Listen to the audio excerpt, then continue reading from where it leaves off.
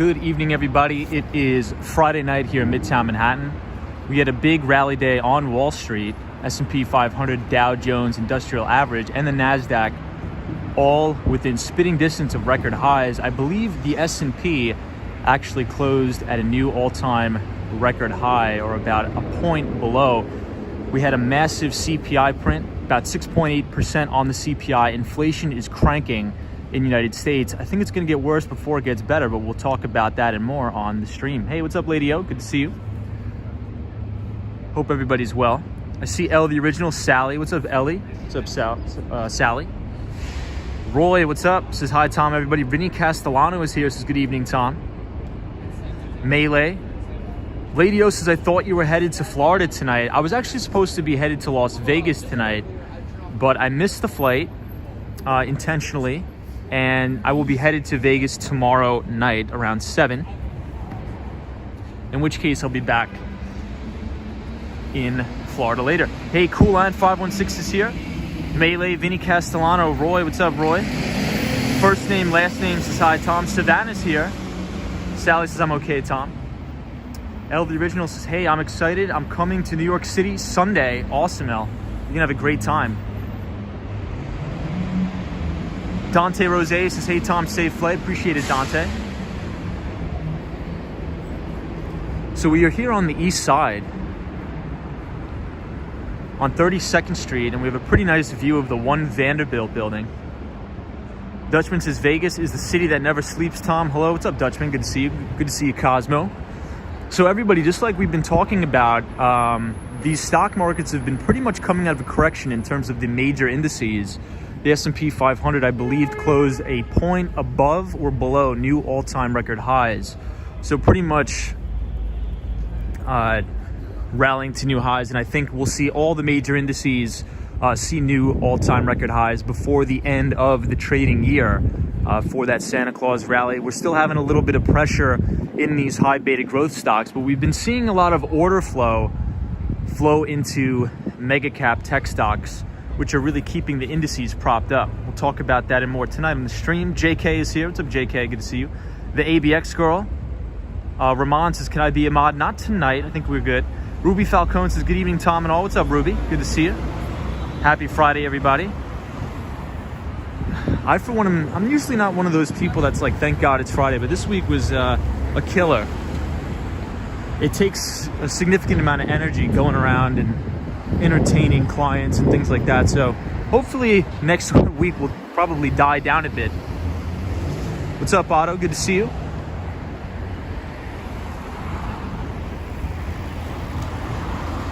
Otto says hi. Greetings, Tom. Cosmo Scary says, Tom, you should check out Hudson Yards. They froze the lemons. I'm gonna have to check that out tonight, Cosmo. Michelle Cunningham says, happy Friday, everybody. What's up, Michelle? Good to see you. It's actually not that cold tonight in Midtown Manhattan. It's probably only in the 40s, but it feels like it's in the 50s. Sally says, beautiful view, Tom. Debbie says, hello, Tom. Good evening. What's up, Debbie? Good to see you. So up here is the MetLife building towards the Grand Central Station. Oliviera says hello.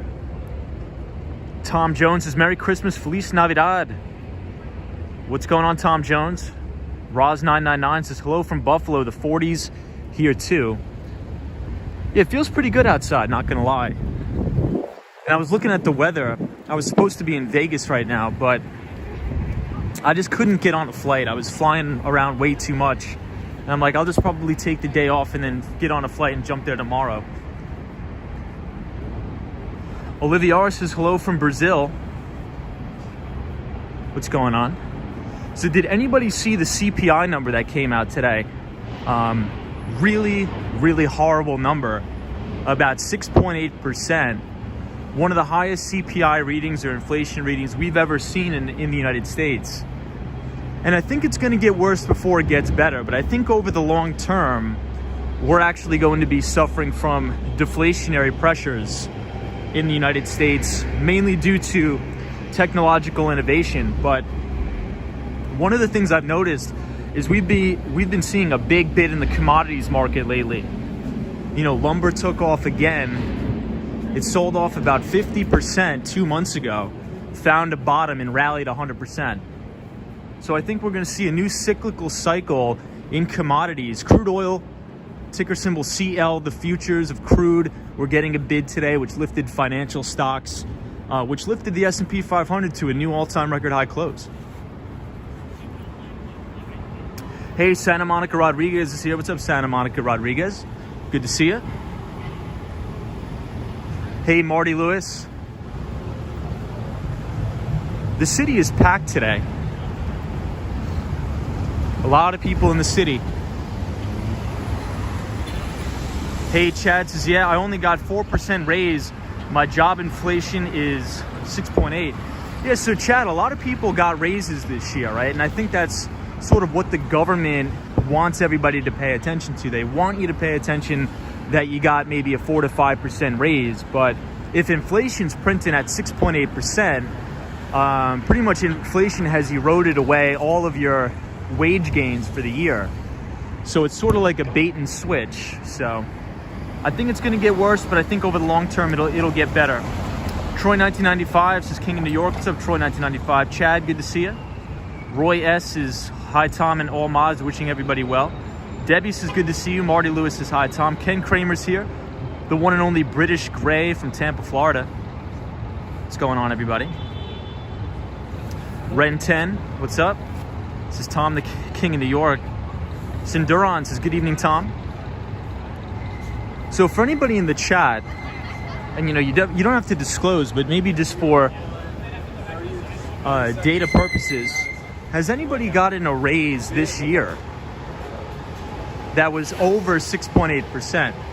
So did anybody get a bump in salary that was over 6.8%? Vinny Castellanos says inflation is at a 40-year high. Yeah, I mean, unfortunately it is. I think we're seeing a lot of and a lot of people, so economists are divided on what's causing all the inflation, right? If you talk to one economist, they'll tell you that inflation is ripping due to supply chain shortages and logistics. But if you talk to other people, they'll say, well, that's because the Federal Reserve has printed more money in the last year than in the last 70 years of U.S. history. And I tend to think that's probably the real reason why we're seeing so much inflation, is the massive amount of money printing and stimulus that has been hammered into this economy. So we are coming up near Koreatown, and this is actually the best Korean barbecue spot in the city, right here. Man, I'm happy for you. Dean, hope you're well. We are here in Koreatown. Michelle Cunningham says no raise this year. Jonathan Richards is here, says hey Tom. Ren 10 says Tom, I got an 8% raise yesterday. Well, that's good. So at least you'll beat inflation. That's awesome. JK says no raise. Carolina Tom says good evening, buddy. What's up, Carolina Tom? Good to see you.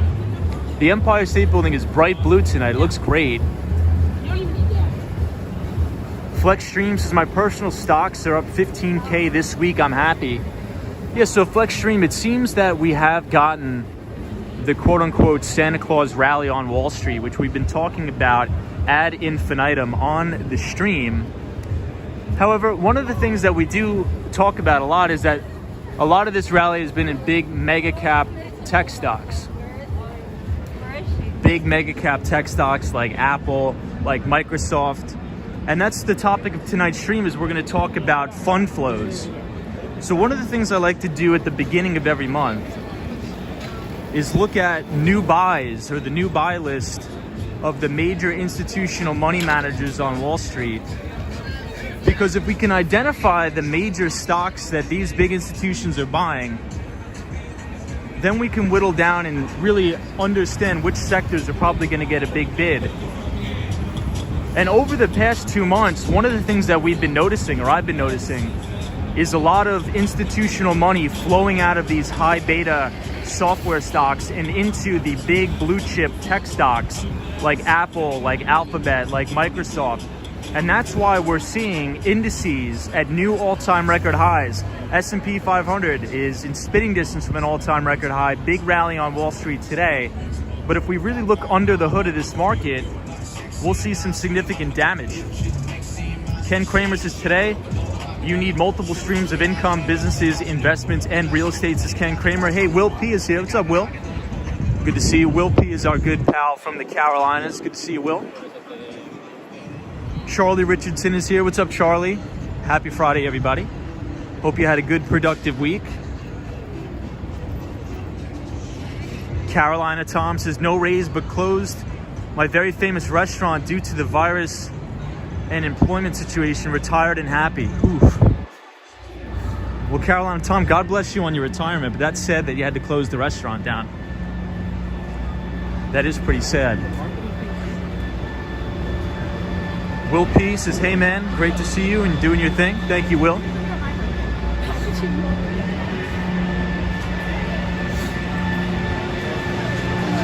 And this is all publicly available information that you guys can look at.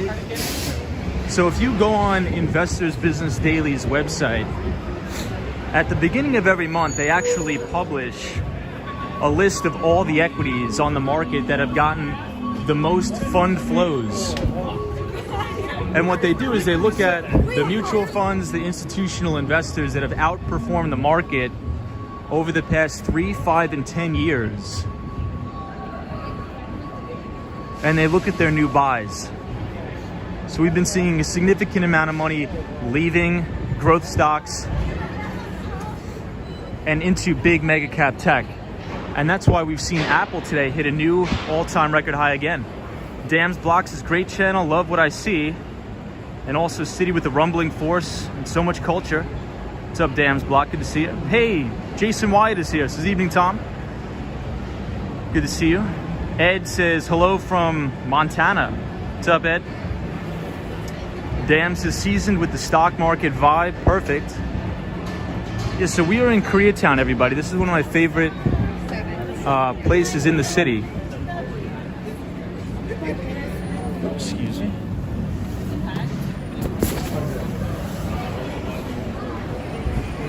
One of my favorite places in the city.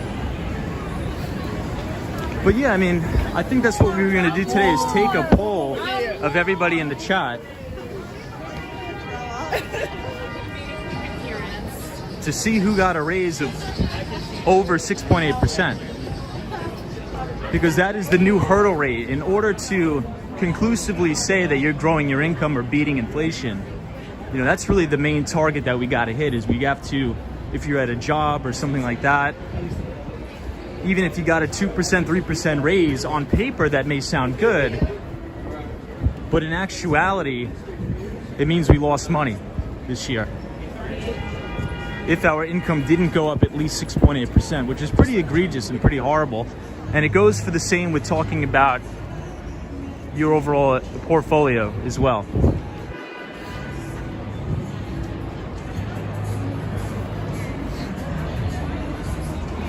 San Miguel says, a little crowded there. What's up, San Miguel? Mark says, Tiger Sugar coming up. Yeah, Tiger Sugar's a good place, Mark. I really like it. British Grace says, Tom, I just found out that I got a 5.9% raise on my job and I was shocked. Well, that's good, British Grace. That's good. Cool on 516 is so happy New York City is busy again. Chris says, LOL, 7% pay raise. So I mean, at least you're over that hurdle rate, Chris, of at least over 6.8%. So at least that's good, Chris. Hey, Michael said over 400K due to Ethereum and Hex. Very cool. That's awesome, Michael. Good to see you. Those are some solid gains there, my friend. Cosmo Scary says the Fed is stealing from us with this inflation. I would agree, Cosmo. And that's what a lot of people don't realize, and especially a lot of people who study Keynesian economics. Right, so John Maynard Keynes is all about debt acquisition, debt assurance, and money printing to stimulate an economy. But the only way that really works is if you're in the top 10 or 1%. Because if inflation or CPI is printed at 6.8 and the S&P 500 is up about 20% this year, well then, yeah, you know, you grew your wealth and you grew your income. But the vast majority of people that are just saving money in their bank, maybe saving money for a house, if you had your money sitting in a bank this year, you lost money.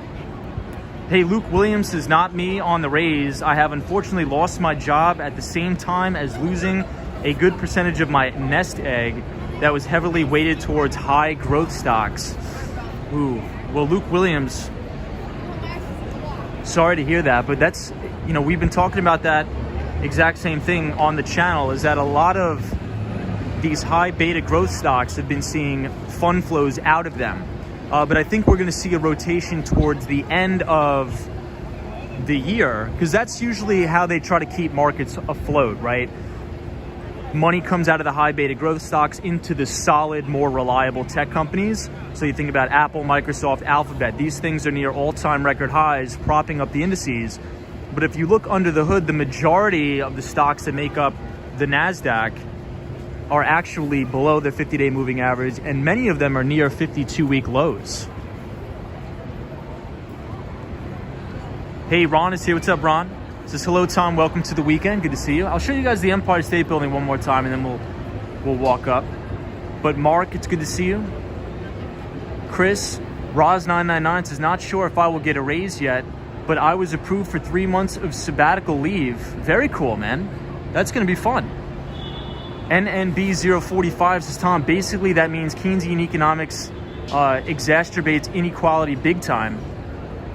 You know, it does. And a lot of people, you know, don't realize this, because I think governments do a very good job of deceiving people, right? So even under Trump, you know, Trump is a big proponent of this. And what I think is that all of this big stimulus, big government, Federal Reserve money printing, it was the most egregious under Obama, Trump, and now Biden.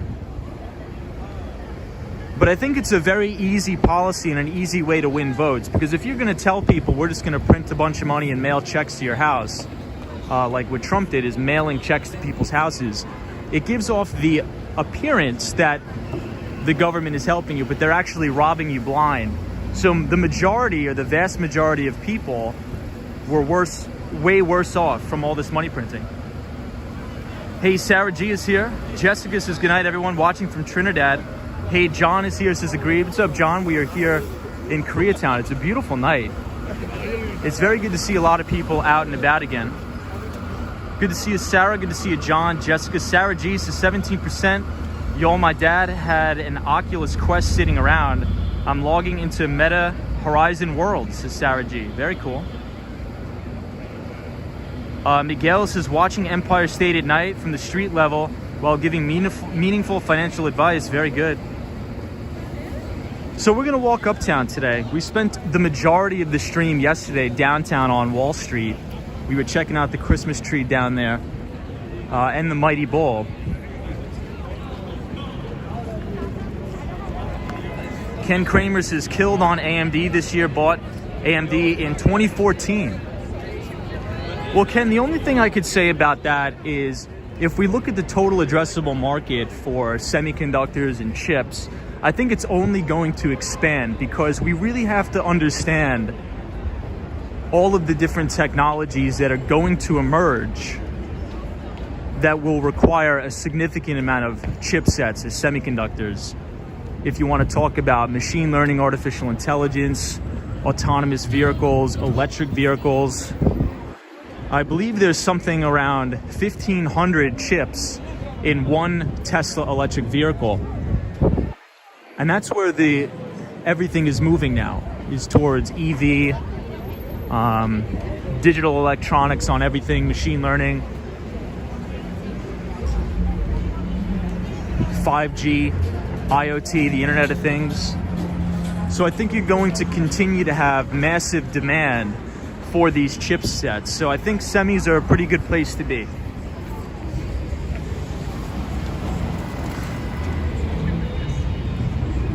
Otto says, hey bro, what's up? What's up, Otto? Ken Kramer says, I agree, semis are a great place to put money.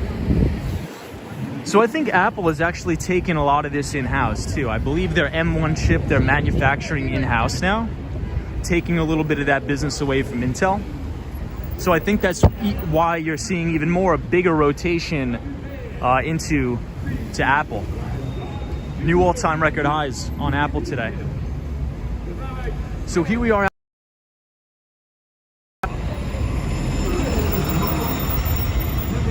Hey, Pamela says hello from Peru. Julius is here.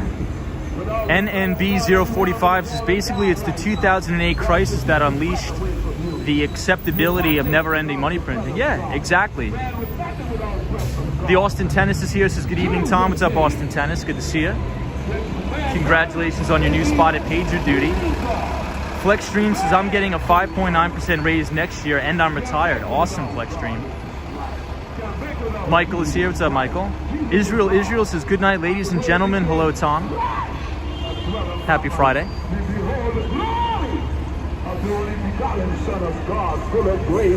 So I was gonna program it into the Nightbot where you guys could click the link and actually see the table of fund flows of the new acquisitions of a lot of these top mutual funds and money managers on Wall Street. But if you just Google it, I'm sure it will come up, but it comes out every single month, the first of the month.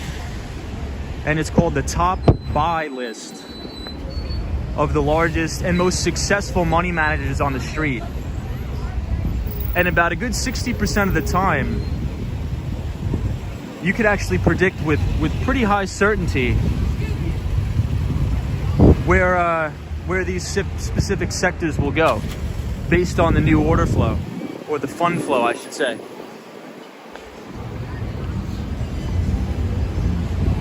A lot of people in the city, a ton of people.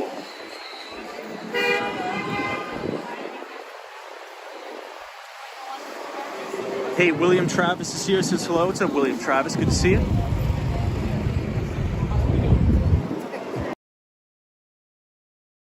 It's the Empire. I'll give you guys another look from the bottom. I love the color on that. It's so bright blue. It's amazing. The Swan is here. The Swan. What do you think about the Empire State Building tonight, the Swan? Thumbs up, thumbs down?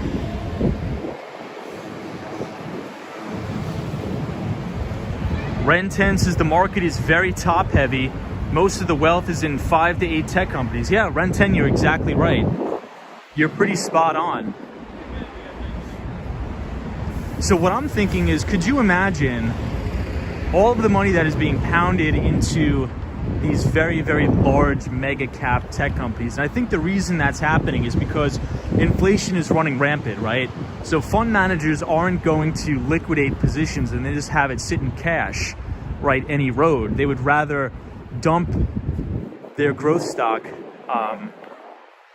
gains and sort of keep mega cap tech as their cash position. I think mega cap tech stocks are going to be the new cash position. What I think will start to happen is these mega cap tech stocks will go into a correctionary phase probably within the next 2 weeks, and you're going to see a lot of that new fund flow go back into growth. And I think strongly we're going to have a big rip-roaring rally in growth stocks into the end of the year. The Swan is fabulous. Good to see you, the Swan. Hope everything's well in Ireland.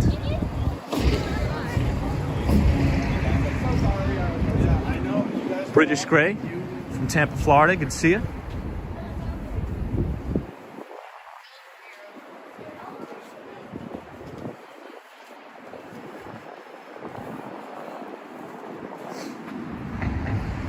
Hey, Jessica's here. Dan Block says, what is the main semiconductor company's name? Well, there's a ton of them. You know, there's a ton of them. AMD, Taiwan Semiconductor, NVIDIA makes a lot of chips. Those are probably the big ones. But the semiconductor industry is very broad. Hey, Lupe is here. Says, utterly fantastic. Pat Waters is here. What's up, Pat? What's up, Lupe? Good to see you. Dan Blocks. John says, oh, wow. Melee says, yeah, beautiful color. So this is the view of the Empire State Building directly under, right in front of it. I like the way the clouds sort of look right over the building. NNB045 says, are you near the One Vanderbilt? I've heard it's the latest cool place to visit. So right when we turn the corner here, NNB045, we're going to be able to see the One Vanderbilt building right now. Cosmo Scary says, Tom was the one who suggested Chrome. I'm still using Firefox though. Hey, Tanya Reed is here, says, wow. What's up, Tanya? Pat Waters, how are you? Hey, Robert Parker is here, says, hey, Tom. How long are you out tonight? Maybe about an hour. But good to see you, Robert. Julius says, cool city. Lupe says, doesn't seem to be too cold tonight. It's not. It's really not at all. Which is a big positive.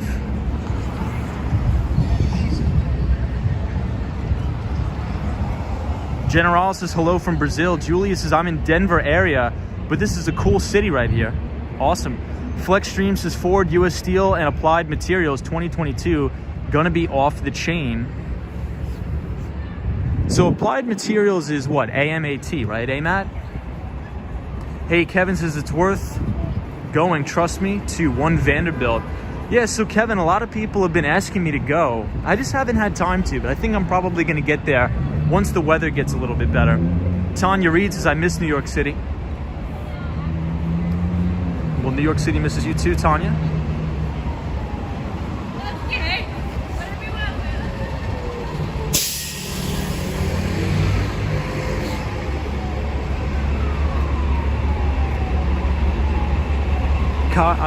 The Swan says Firefox doesn't work well in the Northern Hemisphere.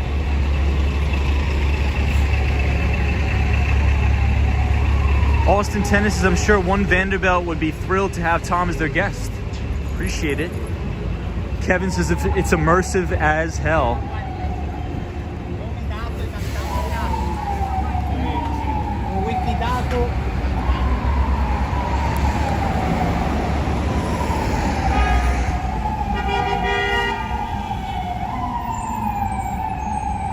Hey, Mike says hi, everybody. What's up, Mike? Good to see you. We were talking about the CPI print that just came out today, everybody. 6.8% print on the CPI. And I believe rent is up another 3.5%. So housing is one of the largest expenses of anybody. And it's up another 3.5%. Crazy. Frank Gonzalez is 90 years since the Empire State Building was built, Tom. Sometimes it's hard to digest for me how they did it. It was amazing. Yeah, Frank, I think they had a lot less bureaucracy back then so they could actually get work done. So think about that. They built that during the Depression. And they got it done ridiculously fast. Yeah, Julius says that sucks. It does. It really, really does. Hey, Sunshine After Rain is here. What's up, Sunshine? And one of the things I was talking about with my friends, if you see this big blue spire at the top, that's the One Vanderbilt building. That's actually the very top of the building right there, the new One Vanderbilt. And we're walking up 5th Avenue.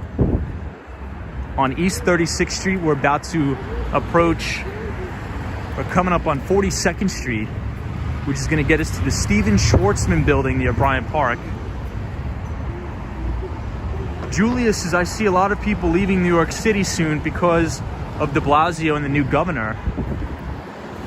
Well, I think you're going to see a lot of people coming back to New York because de Blasio is actually out of here in 40 days. We have a new mayor, and the new mayor is Eric Adams. And I think a lot of people are optimistic about him.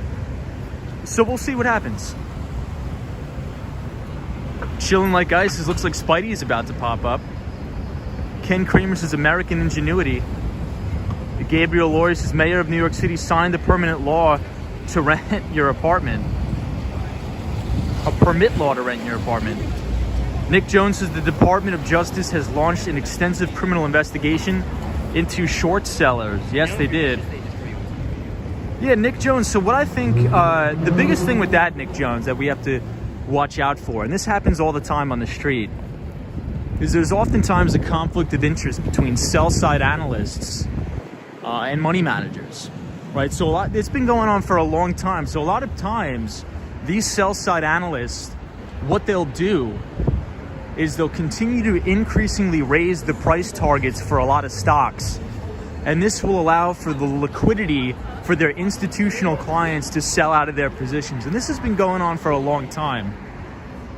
And that's why they've tried to sort of make a segregated environment between the buy side and the sell side.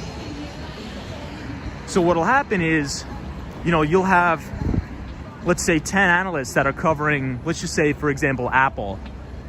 10 sell-side analysts are covering Apple. They'll continue to increase their price targets on the stock. So retail investors will think, oh, these big Wall Street investment banks are raising their price targets. It's probably a good time to buy. But what that does is that provides the liquidity for the big institutional money to sell out of their positions. And then on the backside, a lot of these research firms sell their research or will put out a short thesis on a stock that the other fund is selling, and these hedge funds will open big short positions on there and hammer these stocks into the ground. So it's nothing new. It's been going on for a while, but in my opinion, I think the market is so big and the market is so liquid that it really doesn't matter. Well, I shouldn't say it really doesn't matter, but I don't think it has that a big of an impact as it used to, let's say back in the 50s or 60s. Because now global equity markets or global capital markets are so big, and the vast majority of trading is all quantitative based. So it's all algorithmic, so the liquidity is instant.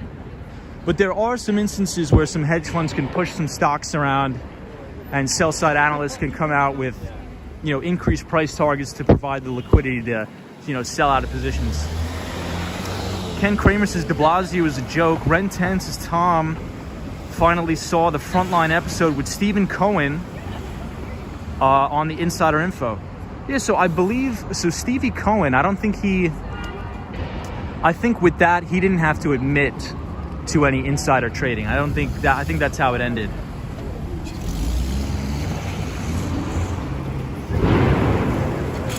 Gabriel Lohr says lame duck mayor is doing a lot of bad things before he goes.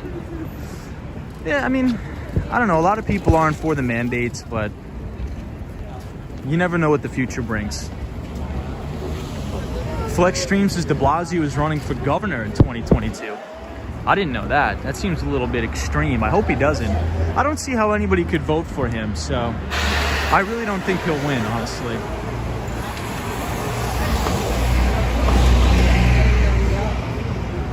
I don't think he's going to win.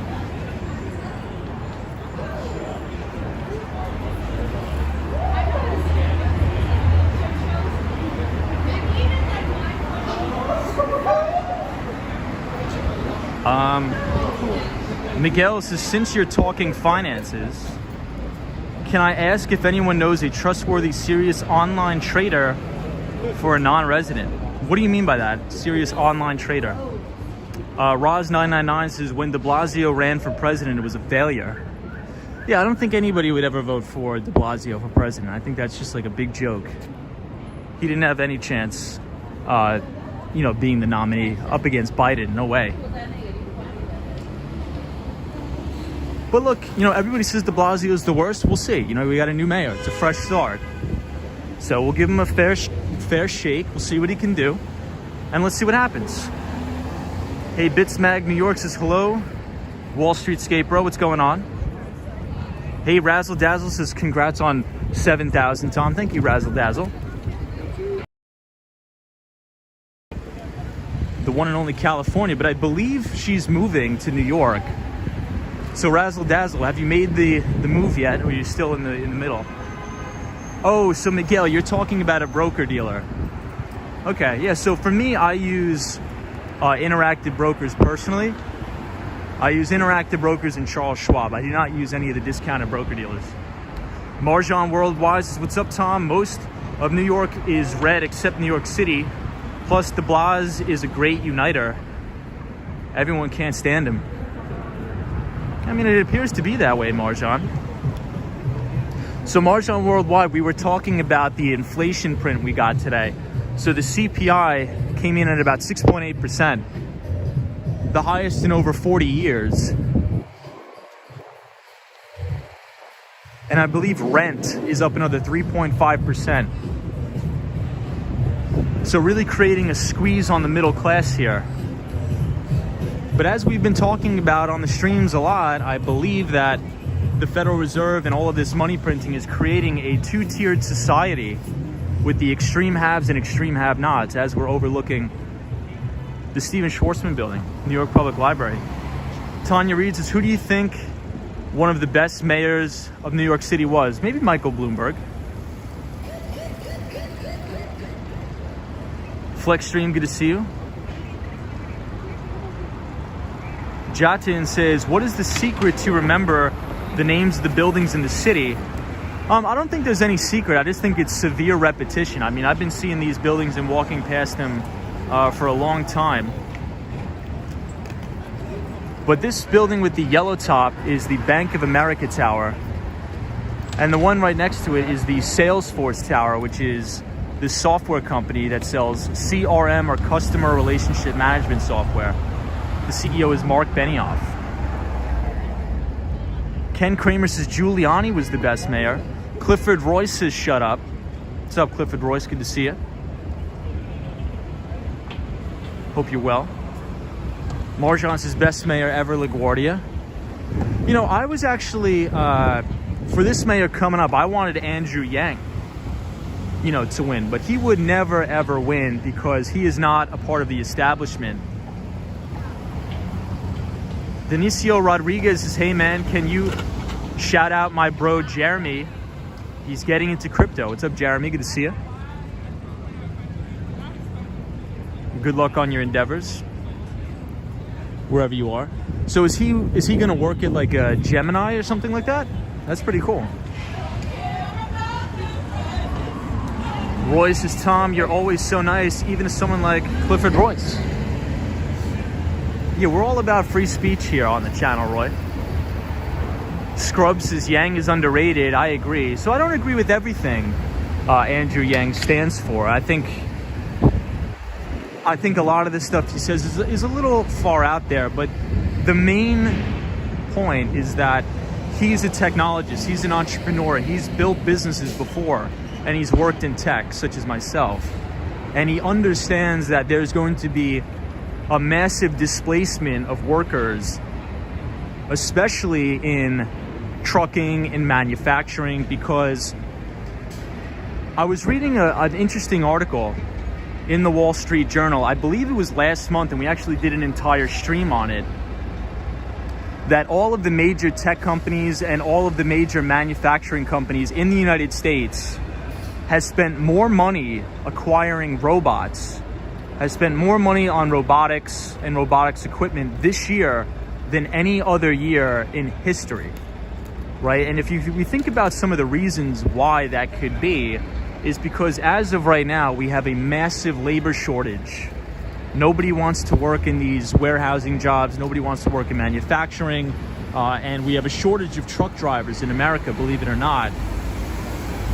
So these companies realize that, and instead of raising wages, because that is not sustainable for the long term, what they are going to do is automate a lot of these manufacturing jobs away. So Andrew Yang is a big proponent of retooling the economy and retraining these people to get them up to more modern day skills for a functioning society. Hey, NNB045, thank you for the $6.99 super chat. I appreciate it. Just to cover the inflation on your backpack, did you listen to Bloomberg interview for former CEO of Gallon Group today? Very powerful interview. No, please drop it in the chat. But I thank you so much for supporting the channel, my friend. I appreciate it. Hope you're doing well. But please drop that link to the interview in the chat. I think everybody would like to take a look at it. But this is the outside of the New York Public Library, or the Stephen Schwarzman building. And Stephen Schwarzman is a financier, multi-billionaire. made most of his money in LBOs, or leveraged buyout deals, on Wall Street. Hello everyone watching worldwide, please subscribe, says Marzon. What's up, Marzon? Kevin says he has no core beliefs, says anything that helps him in the moment and insubstantial media creation, says Kevin, about Andrew Yang. I respect that opinion. Robert Parker says that's called artificial intelligence, where robotic machines replace human work. Yeah, well, I think in certain instances, Robert, to your point, especially in an assembly line, let's say manufacturing a car or something like that, these are very easy jobs to automate via robotics. But what is not an easy job to automate via robotics is something like an HVAC mechanic or a plumber. It's very hard to, train a robot to go in and fix some plumbing or fix some HVAC. But very systematic, repeatable tasks, it's extremely easy to build robots and algorithms that will do these tasks. Hey, Deborah F says, so the AI movie is coming to fruition. Yeah, so I don't think that artificial intelligence, as it's portrayed in Hollywood, will ever come to fruition. There's two segments to AI. The first segment is called narrow AI, and the second segment is called general AI. And general AI is essentially everything you see in the mainstream media, in the news, all the ridiculous, overblown stuff of robots taking over the world. And that's really not going to happen. And I think that probably will never happen because it's almost impossible to engineer that. But what you can engineer is to train an algorithm with massive amounts of data, terabytes worth of data, and feed the data to these machines and these algorithms so that they can identify different things better than a human ever could. So you're going to see a lot of use cases in healthcare, in manufacturing. I think there was just recently, I'm not sure if anybody's heard of the game Go. The game is quite literally called Go. And this is the first time a robot has actually ever beaten a human in the game of Go. Charlie Richardson says, I saw a janitor robot a few days ago. So this is the Chrysler building, everybody. We're looking straight down 42nd Street and 5th Avenue, right at the Chrysler building. Hunter Butler says that was about 2 or 3 years ago. Cool on 516 says someone has to fix the robots. That is true. Usually the way technology works is for every job that's destroyed by technology, at least 5 are created. Marshawn Worldwide says, I agree with Kevin that Yang was and is an empty suit. You know what? I respect that argument. I don't agree with it, but I do respect it. I do respect that argument a lot. Photos from around New York says the rules are simple, but the game is complicated. Alan Pickett says, hi, Tom. What are your thoughts on increased corporate income tax rates and higher inflation? Well, I think where that comes into play is that corporations will never foot the bill, right? Because if we think about what a corporation is, it's just a collective of individuals, and they have a moral duty and obligation, a fiduciary duty, to maximize profits for shareholders. So any sort of increased cost onto the corporation, they will always do a pass-through or a direct pass-through to the consumer. And we've been seeing this in increased prices. So let's say, for example, you're at a manufacturer of semiconductors, and the components to the chip sets go up 15%. Well, the company is not going to eat that 15%. What they're going to do is they're going to pass on 20% to the consumer, and the consumer is going to be forced to eat that. So profit margins actually tend to stay the same, if not expand, during times of inflation, assuming the company has an extremely wide moat and a very reliable brand. So I don't think a lot of these companies will have issues in terms of their gross margins. I think we'll actually probably see some sort of margin expansion during these times. Because if you're at a company that has a brand name and people know and love that name and can't live without it, and they're manufacturing a product or a service, and all of their raw materials go up 5%, well, the corporations are not going to eat that 5%. They're going to pass that cost on to the consumer, and quite easily, might I add. Hey, Michelle McGraw's here. What's up, Michelle? This is hi, Tom. Hope you're having a good night. Happy Friday, Michelle. It's always good to see you. Michelle McGraw is our great moderator. Hey, John says stop for fries. What's up, John? Good to see you. David Goldstein says the banks did that with customer fees in 2009, says David. Absolutely. Good to see you, David. NJB says the Golden Arches. John says, could a random walk... I just lost your comment there. Hey, Rob H says Yang has been all over the board. Seems like he just likes whatever media outlet is interested in putting him on TV, says Rob H. Donnelly says hi, Tom. John says you someday. I think they could probably do it better than me now. EBITDA says hi, Tom. What's up, EBITDA? Good to see you. EBITDA, thank you for joining. We were just talking about the 6.8% in CPI print today. Miguel says, can I ask you something? What are your thoughts on buy and hold as a trading strategy? Well, I think if you look at the statistics, that's probably the one that really only works unless you know what you're doing. So what I would do, Miguel, is there's a book called Common Sense Investing by Jack Bogle or John Bogle. You should check out that book. I think it's a very good book for people that are just looking to buy and hold index funds or very low cost index funds. NJB says robots are more scary if aliens were discovered. Tatiana says good evening, guy. Brazil here. What's up, Brazil? James Dixon says hey, hey. What's up, James? Flexstream says Margin Call was a great movie about the 2008 crash. Yeah, that was a good movie. That was a really good movie, Margin Call.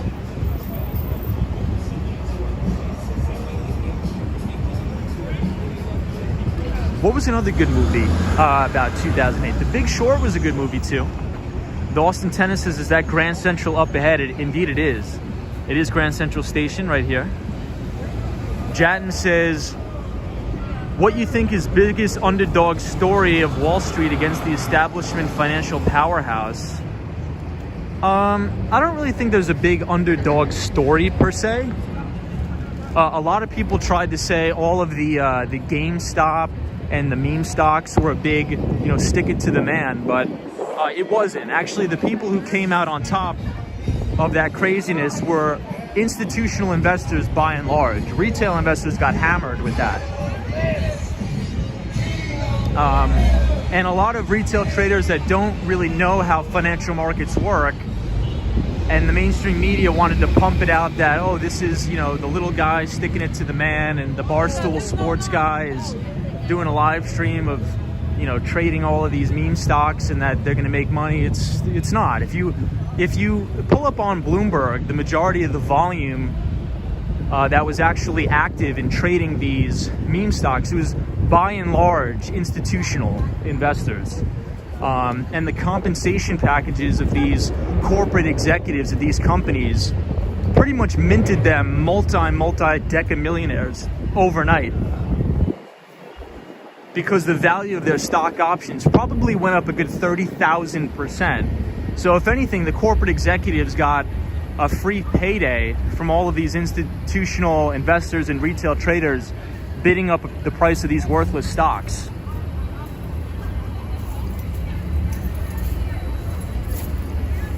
Flexstream says Enron, the smartest guy in the room, is a fascinating movie. I don't think I've watched that movie yet, Flexstream. I'm gonna have to check it out. NJB says have a good one, Kevin. Kevin, thank you. Kevin says headed out, but really like your show. Peace and keep going. Thank you, Kevin. Hopefully we see you on the next live stream. Leonard King says you give good book recommendations. You should start a book club. So that is in the works, Leonard King. We are going to have a Discord chat as well as the Wall Street Scapegoat Book Club. It is in the works. Hey, Scrub says, hey, Tom, is New York City worth living with such high state and city tax? It is worth living. It is definitely living. Because especially if you're young, if you move to a big city, you're going to meet a lot of smart people. There's a lot of talent in New York. That's one of the best things about New York City, is you're going to meet a ton of people that are way smarter than you, right? And that's the type of environment you want to be around. You want to be around extremely hard workers, go-getters. Look at this thing.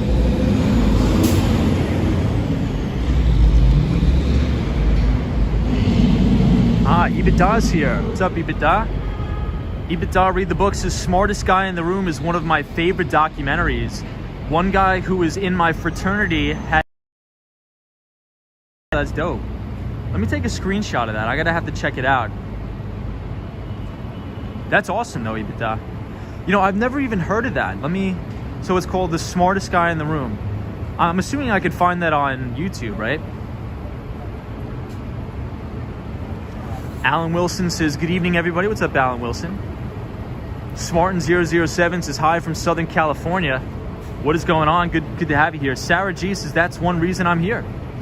The Mighty Bull says, New York City is the greatest city on earth. I agree. Yeah, I've always maintained the irresponsible politics could ever ruin New York City. Just because it's the greatest city in the world. It is. Hey, NYC Cherry Groove is here. Says, Tom, thought you were going to Vegas tonight. So Cherry Groove, I was supposed to, but I couldn't get on the flight. I was like, I'll go tomorrow. So I'm gonna go tomorrow. Ibada says, I'm not sure. He wasn't on it for a good reason. It was for insider trading and energy manipulation. Oh my God. Yikes. But Ibada, hope you had a good week, man. Thanks for joining. Gabriel Laurie says, what happened to Mrs. Thurnos? Oh, and her blood machine. Yeah, that is just wild.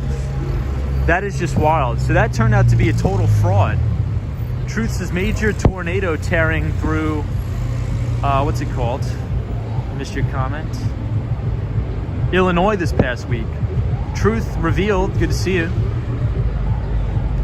Sarah G says, so many updates on the headset. The Mighty Bull is watching. Jatton says, do you think a 24-hour equity exchange ideas has any potential? Recently got funded by Stevie Cohen. So I think that down the road, you're going to have 24-hour markets and everything. And they're all going to be systematic and all quantitative based. Yeah, so Steve Cohen, I believe, is Third Point. And he owns the New York Mets as well.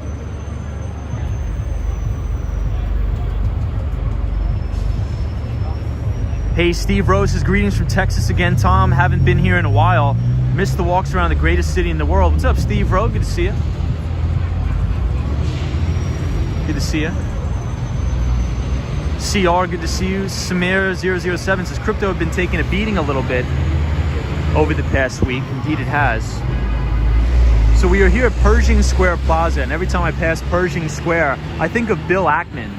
And Bill Ackman is the founder of Pershing Square.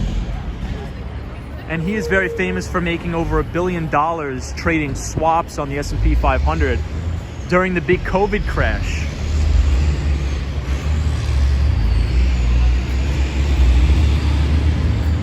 ZXW says, hi girls, I am...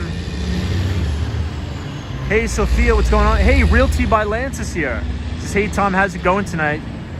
Good to see you as always, Realty by Lance. I'll be back in Miami, Florida very soon. But before that, I have to go to, what's it called? I have to go to Vegas.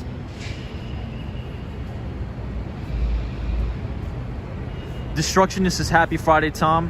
Where do the cars go on the bridge above you? Yeah, so this bridge actually takes you to a drop-off point inside Grand Central Station. You can't walk up there anymore. But you could definitely take a cab or something like that. And I also believe there's an entrance to the hotel, but I believe the hotel is now closed for business. Realty by Lance is joining us from Miami. Good to see you.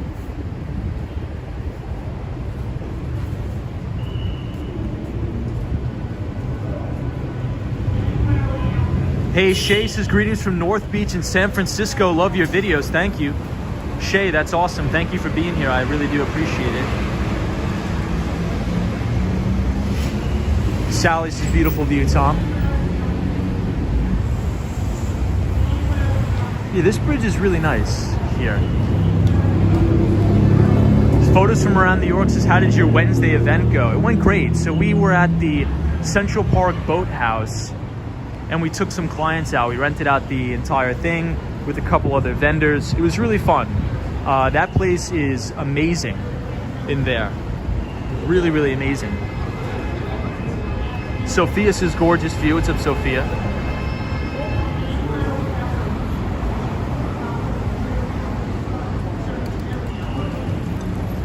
So what do you guys say? I guess I'll leave it up to the chat.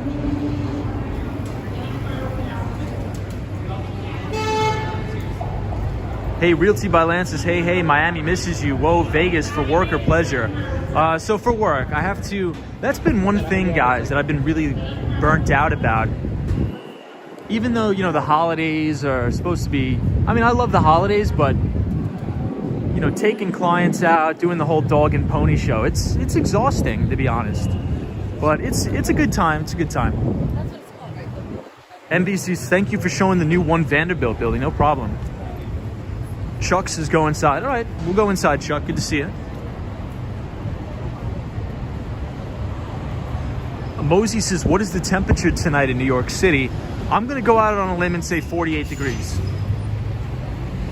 So we'll go in, and because the Mighty Bull is here, I got to show the Mighty Bull, Guys, and the great moderator, one of the best, JL, is here. What's up, JL? Good to see you. Haven't seen you in a while, so it's a pleasure to have you here, JL. Hope you're having a good weekend. Ren says, how are you? What's up, Ren? Lucas says, hola, Tom. What's up? Peace, love, and harmony. Lucas, thank you so much. Realty by Lance is okay. Wishing you much success in Vegas. No gambling. Yeah, you know what? I'm actually not a huge fan of Vegas, but every once in a while it's nice to check it out. So Peter says he owns property in Henderson, Nevada. Very cool. John says that Hyatt was Donald Trump's first big Manhattan project. Really cool. Miguel says 48 degrees, you Americans in your imperial system. Alex says lots of people out. 007 says it's supposed to warm up there this week. Indeed it is. Austin Tennis says, did we go to Becco tonight? I did not go to Becco. But it's funny that you said that because I was actually about to, but then I'm like, no. I sort of took it easy tonight. I really did. I took it easy all day today. I was shot. I was shot from all the events. The Mighty Bull says, thank you, Tom. Yeah, the Mighty Bull, if I'm only going to be in New York one more day, I gotta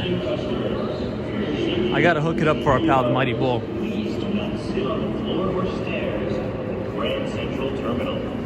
Thank you for your cooperation. Jatton says, can you share the top high-frequency trading players on the street? Yeah, so I would say 2 Sigma is a quantitative hedge fund based here in New York City. 2 Sigma's big. Citadel Securities is really big, owned by Ken Griffin. And Ken Griffin actually bought the Constitution. And a funny story, the reason why Ken Griffin bought the Constitution is because he was sitting in his $100 million penthouse in New York City, and his son gives him a call, and he's like, hey, Dad, you really got to buy the U.S. Constitution. I really want it. And he bought it. Like, how ridiculous is that, to have that amount of money where you could just drop $50 million to buy the Constitution? Really crazy. Chuck says, wow, what's up, Chuck? Hey, Dallas is glad you're back at the station. No problem. Good to see you, Dallas. Chuck says, beautiful. John says, very impressive. The Mighty Bull says, I love that bull. Timothy says, very nice. What's up, Tim? Good to see you here. Ibrahim Azam is here. Good to see you. But the other quantitative firms on Wall Street, so I would say 2 Sigma, D.E. Shaw. So there's actually something funny about D.E. Shaw and Co. I actually used to work in the same office building as that quantitative hedge fund, D.E. Shaw. It actually stands for David E. Shaw. That's the guy who founded it. And that's where Jeff Bezos first got his job out of college. Jeff Bezos was a hedge fund analyst at David E. Shaw and Co. right here in New York City. And then I would say Jump Trading is another quantitative shop on Wall Street. And yeah, I think that about covers them. Helen is here. from Brazil. What's up, Helen? Good to see you. So I point this out every time we're in here, but if you look at this black dot up at the top, it's actually an unpainted spot on the top of Grand Central Station, and that is all of the cigarette tar. So that is all of the old cigarette tar and nastiness. And they left it up there to show everybody what the ceiling used to look like before they cleaned it up. So pretty interesting. Jay says, hey Tom, did you ever get your back-ordered MacBook Pro? So Jay, good to see you, but I didn't get a MacBook Pro. I got an iMac. I did the trade-in, and I just got it 2 weeks ago. Pretty crazy, but I did. For the love of God says, hello Tom, I lived in Penn Station in '93. Ruby Falcone says, I enjoy seeing the spot every time. Yeah, it's a great spot. It's not a lot of people know about it, but I think we show it too often now. Hello, everyone. Keep yourself. Shay says, any comments on the Evergrande bond defaults? So I've been getting a lot of heat in regards to the Evergrande topic because for me, you know, I've sort of held steady that I don't think it's going to matter. A lot of people think that this Evergrande default is going to be the Chinese equivalent of Lehman Brothers. I'm not buying it. I don't think so. This is the black swan event that's going to take down the global financial system. Not going to happen. Could I be wrong? 100%. I could be wrong. But I'm pretty sure I'm not wrong. I have a pretty high conviction that this is going to be quote-unquote nothing event. I think a lot of people are going to lose a lot of money. But what I don't think will happen is I don't think we will have a contagion event where this affects global equity markets in Europe, the United States, LATAM, things like that. But we'll see how it plays out. You know, there's always, you know, I'm not the end-all be-all. I don't know everything, but I can make the best guess I can.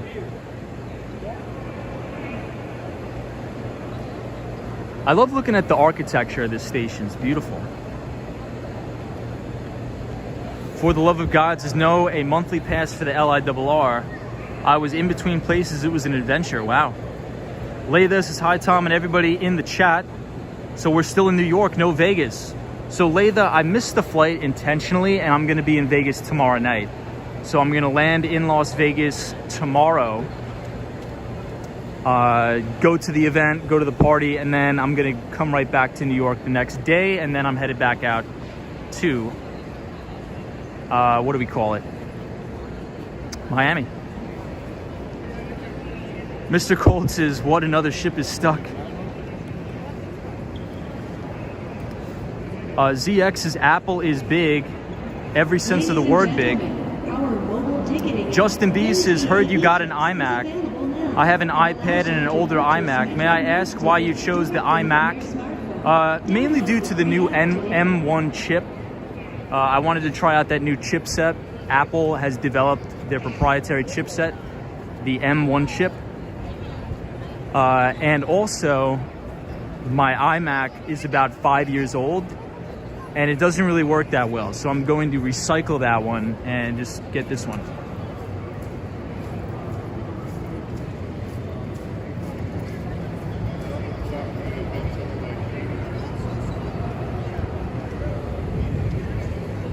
So this is the east balcony where they have the Apple store.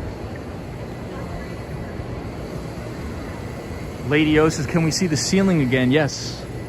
I'll show you the ceiling. Door, what's going on? So if you look in the dead center, this is the mighty bowl.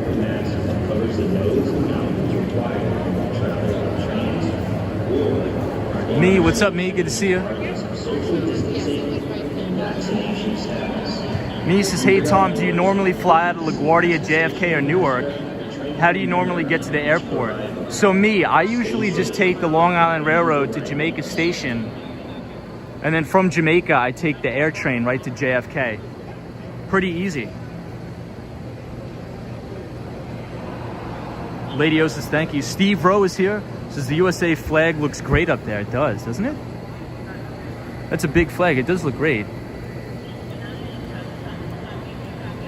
Jan says, any good FinTwit accounts you recommend?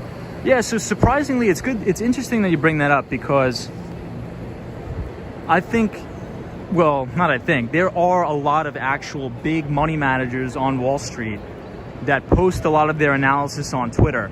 So one of my good buddies, Jim Ropel, he runs Ropel Capital Management, very small hedge fund out of Chicago, but nonetheless, great guy. He's an ex-Morgan Stanley PM. And they run about $150 million out of Chicago. Good friend of mine. On Twitter, if you follow him, Jim Ropel, I believe his Twitter handle is uptickin'. And he does a lot of podcasts with the Investors Business Daily crew. He's a really good guy. So I would definitely recommend you follow him on Twitter. But there's a lot of good money managers that have Twitter accounts, surprisingly.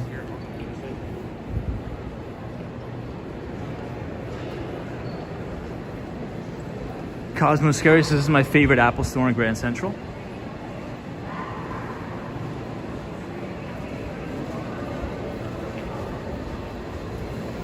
So in the Grand Central, you can get the Metro North. You go to upstate New York.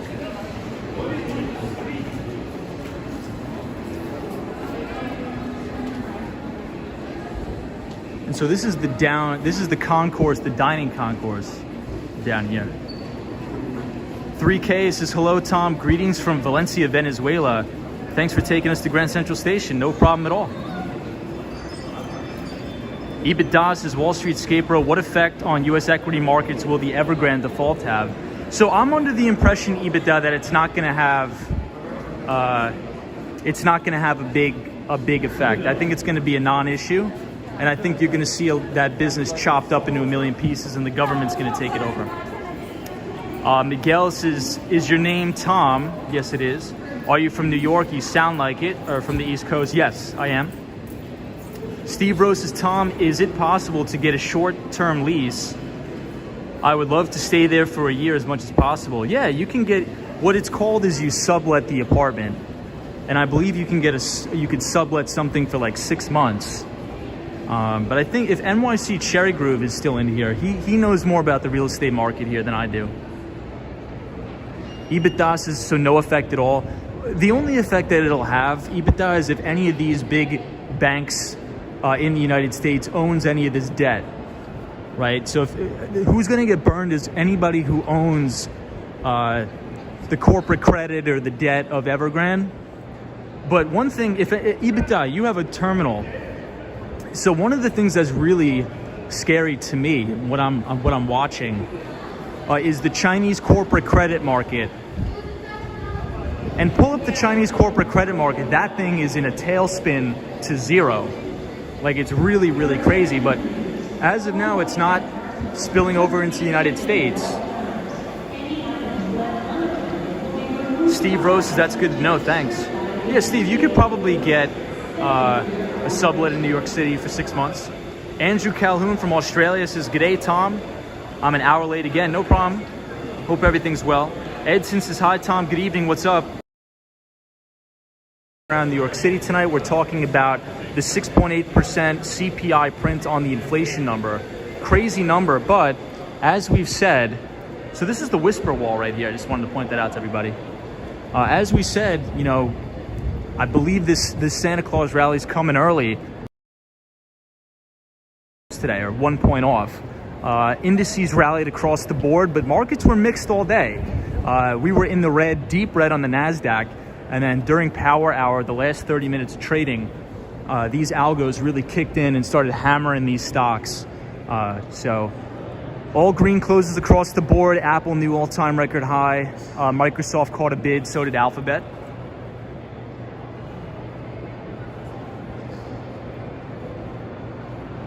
Justin B, what's going on? Hey, James Freeman says hello from Southern Carolina. War Walker says, evening, Tomcat. How are you? I thought you would be in Vegas by now. So I'm getting the flight to Vegas tomorrow. I just couldn't do flying today. Justin B says, are you worried escalations with China will impact the market? I personally don't think so. I think that's more noise than anything. I think the whole China-Taiwan situation is a big non-issue in my opinion. Because if people really understood what goes into semiconductor production, they just think that Taiwan is the only place that produces semiconductors. But if we break down the supply chain of how semis are made, you know, you need your fabrication, you need, you know, all the precious metals that go into making these chips. And if they were to invade Taiwan or do anything like that, they would essentially crash their own economy. So that's why you have a decentralized supply chain. And a lot of these companies realize that. That's why you have your fabrications overseas. That's why you have your manufacturing in other parts of the world. So if some bad stuff happens in one part of the world, it won't crash the entire supply chain. Hey, Robert says, hello, Tom from California. Wow, look at all the people getting on the train here at track 1918 Grand Central. It is good to see everybody back out again. You know, this place used to be a dead zone, so it is really good to see that, in my opinion.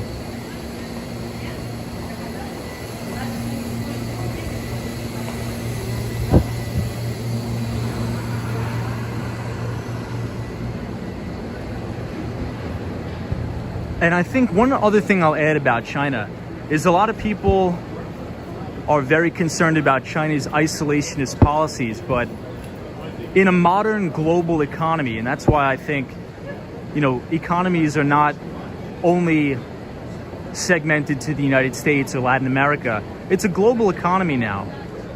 And if you try to be like the Soviet Union and try to cut yourself off from the world, you know, just look at history and see how that turns out. Look at North Korea, see how that turned out, right? You need to play nice with the world and have commerce, right? You need to do business with countries in Africa for their precious metals and materials and things like that. So it's a global economy. I think every country has their own things to add to the global economy. So that's why I don't think we'll see any major wars breaking out in the future. But I could be wrong. That's just my opinion. Hey, British Grace, we have 524 citizens in the chat. Hit the like button and subscribe. Thank you, British Grace. Appreciate it. Laytha, good to see you again. Any plans for the weekend, Laytha? Tom says China needs the United States markets, not vice versa. Time to decide. Do we save Hong Kong or let it slip into the Red Sea? China is far away, isolated, says Tom. Christian Hansen says playing these slots can win a little pocket change. Tony says have a blessed night. Back to the textbooks, says Tanya Reed. Justin B says I'm also worried about the Ukraine situation right now. If there are sides to be taken, I'm thinking China would side with Russia. And so if something happens to Ukraine, the foreign markets would go crazy. Interesting take. Hey, War Walker, thank you so much for supporting the channel with the $10 super chat. Says get some hot cocoa. Appreciate it, War Walker. Thank you so much. Rodriguez says, do you? Yes, I do. I do. MD says, but don't go. But I don't have money nor for that. Hey, Faith is here. Says hello, Tom. What's up, Faith? Good to see you. Domicile 3 says Russia and India have combined forces, has dumped the US dollar. Marjan Worldwide says Tom is the one thing you plan to do in Vegas other than work. So I'm only going to be there for less than 24 hours. So my flight takes off, I believe, 3 p.m. Eastern Standard Time tomorrow, which should get me to Vegas around 6:50. And then my event, my corporate event, is at 7 o'clock. And then I'll probably stay there from, let's say, 8 o'clock to maybe midnight. And then I'm going to go to sleep and turn around and come back home the next day.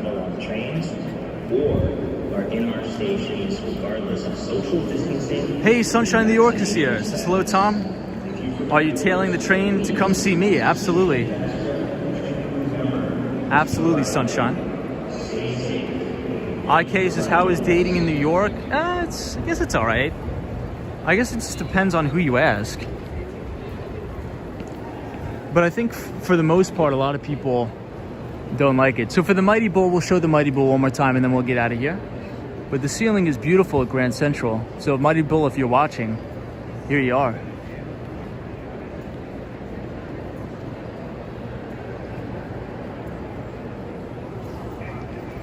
If anybody is visiting New York, especially during the holiday season, And if you were on the channel, if you were in the live stream yesterday, you would have seen the Christmas tree near the Lower Manhattan, Wall Street, New York Stock Exchange.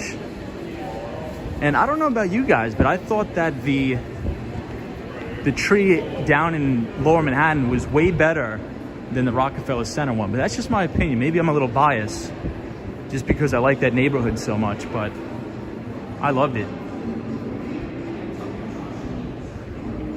I know Cool On 516 says your jet lag is going to be bad.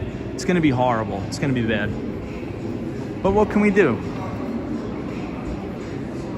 You know what? It's really only bad on the way back. Because essentially the whole day is shot. If you're coming... What do you call it? If you're coming from Vegas to New York, your whole day is pretty much shot. Hey, A says hi. What's going on? So this is the outside of the brand new One Vanderbilt building. And this is the main lobby.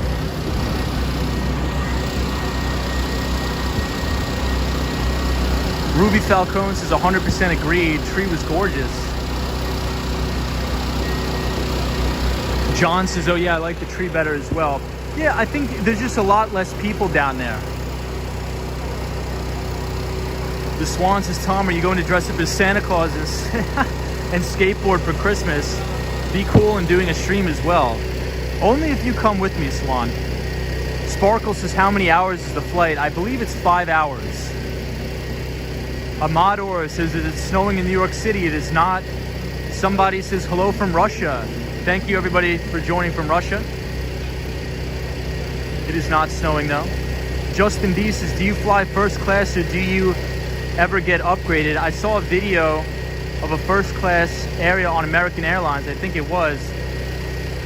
No, I always fly coach. I would never spend money on a first class ticket ever.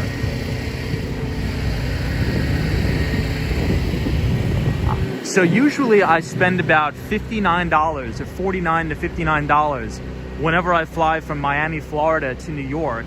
There's no point in getting a first class ticket. I just sit with everybody else. Francisco GM says hello from Chile. What's up, Francisco GM? Justin B says smart man. Jatton says, what do you think about the cannabis industry's future?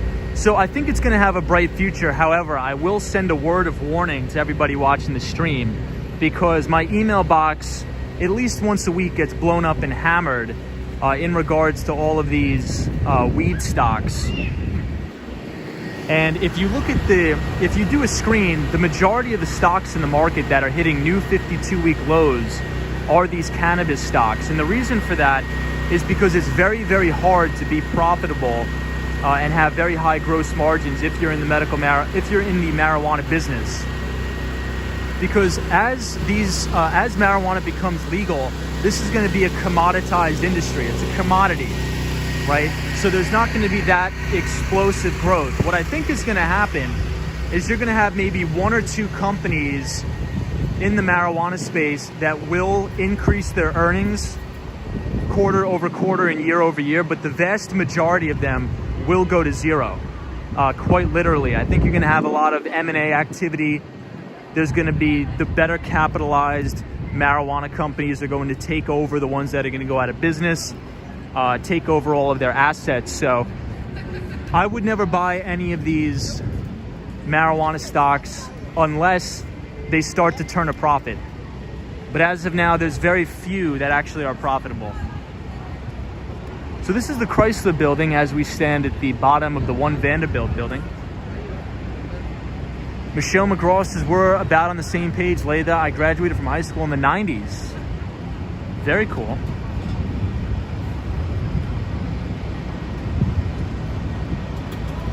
Miguel says, speaking of Charles Schwab, yeah, we're right next to him. Tom says, weed makes me sleepy, prone to making brownies. That's funny. David says the cartels are making money out of Cali. Diego says happy Christmas. What's up, Diego? For the love of God says it was hard It was also exciting, but I think it will be much harder with security.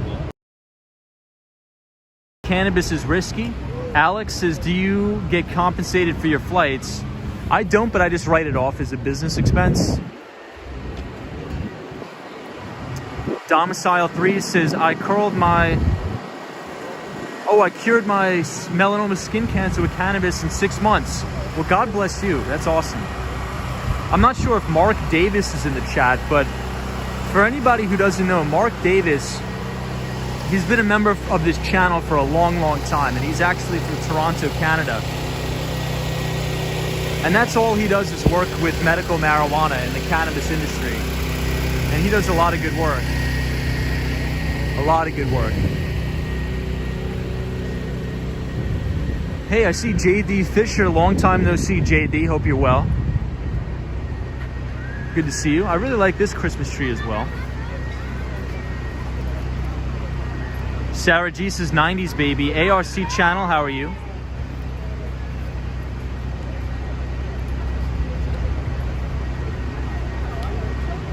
Justin B says, I actually had a lot of cannabis stock and sold it a while ago. I felt like the Canadian cannabis companies were doing the best. Any thoughts to add since you just mentioned it? Yeah, I mean, you have to look at the earnings of these companies. A lot of them have negative earnings, if not all of them. So usually, I mean, if anybody's been listening to the channel or listening to the chat for a while, you know that I very, very rarely will buy a stock if the company doesn't have any earnings. Almost never, because during bull markets, you know, you could have a company that is growing revenue extremely, extremely fast, or as they call it on the street, growing the top line revenue. And the management could just tell all the analysts and everybody on the street, yeah, you know, we're growing our top line, but we're going to be profitable in 1 or 2 years. And that may be true, but once you have a downturn in the market, the first stocks that are going to get hammered and cut in half are going to be these stocks with no earnings. And the vast majority of them were these weed stocks, or these medical marijuana stocks, and these SPACs. You know, we were talking about the special purpose acquisition companies pretty much ad infinitum on the channel. Everybody was asking me about them, and I've been saying I wouldn't touch any of these things. And now, and that was about a year ago, and now if you look at these special purpose acquisition companies, the vast majority of them are all breaking 52-week lows. I mean, these things would be getting absolutely hammered. Okay, so I think it's important if you're going to buy individual stocks. Number one, it's always going to be more risky to buy individual stocks as opposed to a basket or an index that tracks the S&P 500 or something like that. So if you're going to buy individual stocks, you have to understand two things. Number one, your volatility is going to go up in your portfolio. Number two, you got to make sure you buy companies with earnings, or the volatility is going to go up even more. Because over time, price will follow earnings. Earnings do matter. Yeah, Troy 1995 says, I buy the index.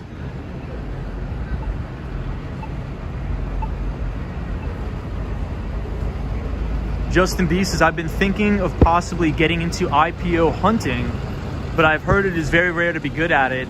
Do you know if any profitable... So what do you mean about IPO hunters? Do you mean just buying new IPOs? Because for me, there's actually a very good book that one of my friends came out with. It's called Life Cycle Trade. So look it up. The book is called Life Cycle Trade by Kathy Donnelly and Eve Bobach. And Eve, she actually used to work at the Federal Reserve for many years, but now she's a senior portfolio manager at Ropel Capital Management. And she actually did an extensive study on all IPOs going back to the early 70s. And what she found out is that during the first year, by and large, you should never buy a new IPO. Doesn't matter if it's the most hyped up, most profitable company ever. In the first year, you never, ever, ever should buy a new IPO ever. And the reason for that is because if we think about what an IPO actually is, an initial public offering, it is quite literally the transfer of ownership from the private market to the public market So what do I mean by that? All of the shares or all of the venture capital firms and the private equity firms that took these businesses public, they are offloading their shares to institutional investors on the street. So this could, include anything from mutual fund managers, investment banks themselves, hedge funds. And within the first year, it's best to wait for at least 3 to 5 earnings reports to roll through.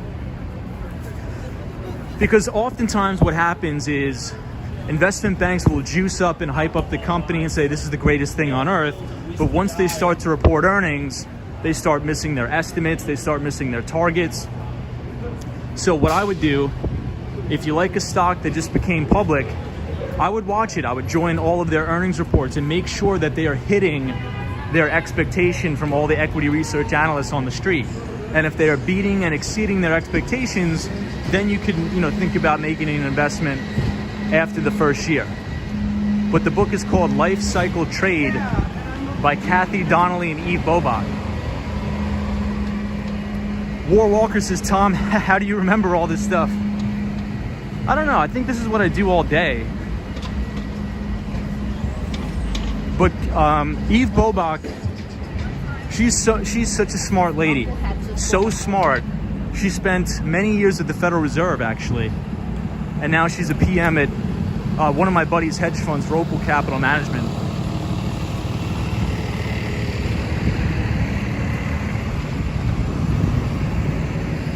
So here's Fifth Avenue.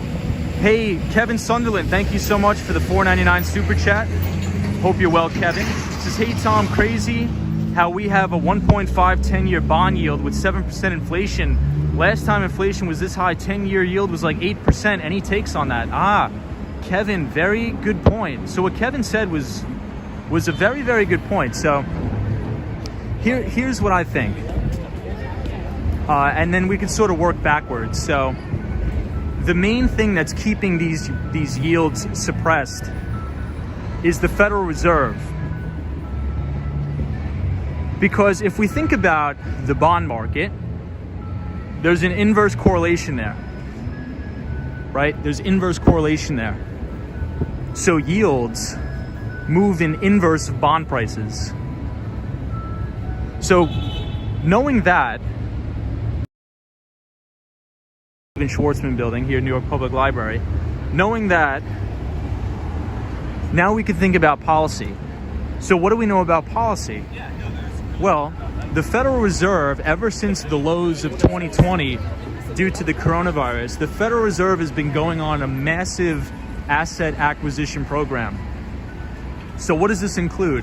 Well, number one, this includes buying mortgage-backed securities. Okay, it's number one. And number two, that includes buying massive amounts of US Treasuries. So if we know the Federal Reserve is buying US Treasuries, that's keeping yields suppressed artificially, right? Because this money, as we like to say, is created out of thin air. It's created by the Federal Reserve buying bonds. Okay, so if you have constant pressure on 10-year yields in all of these bonds, and if you have constant pressure on the yield curve, that's going to depress the yield curve.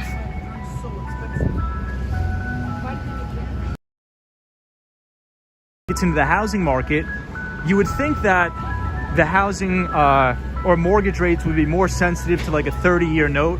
It's actually not. If you look at the data historically, the yield sensitivity on a mortgage rate is actually more sensitive to a 10-year treasury yield. So this is why I've held the notion that housing prices are going much higher, right? Yields are going to stay depressed. Because as Kevin just said in his message, we have a 1.5 treasury yield on the 10-year. So if we know that, and we know that a 30-year mortgage is more sensitive to a 10-year treasury yield, where do you think mortgage rates are going? Mortgage rates are going sub 3%, in my view. So that's why I think we have this disparity, is because the Federal Reserve is suppressing rates by buying bonds and mortgage-backed securities. That's my take. So now we are at Bryant Park near the Winter Village. JD Fisher, good to see you. Hey, Deborah says, the guys seem to skate a sidewalk claim. This is Deborah. Maximus says there's usually a free event inside the library on Friday nights. Was that true? I didn't know that. I did not know that. Don C. Yellowman says, hey bro, you really enjoy life. That's a wonderful thing. Thank you, Don. Appreciate you.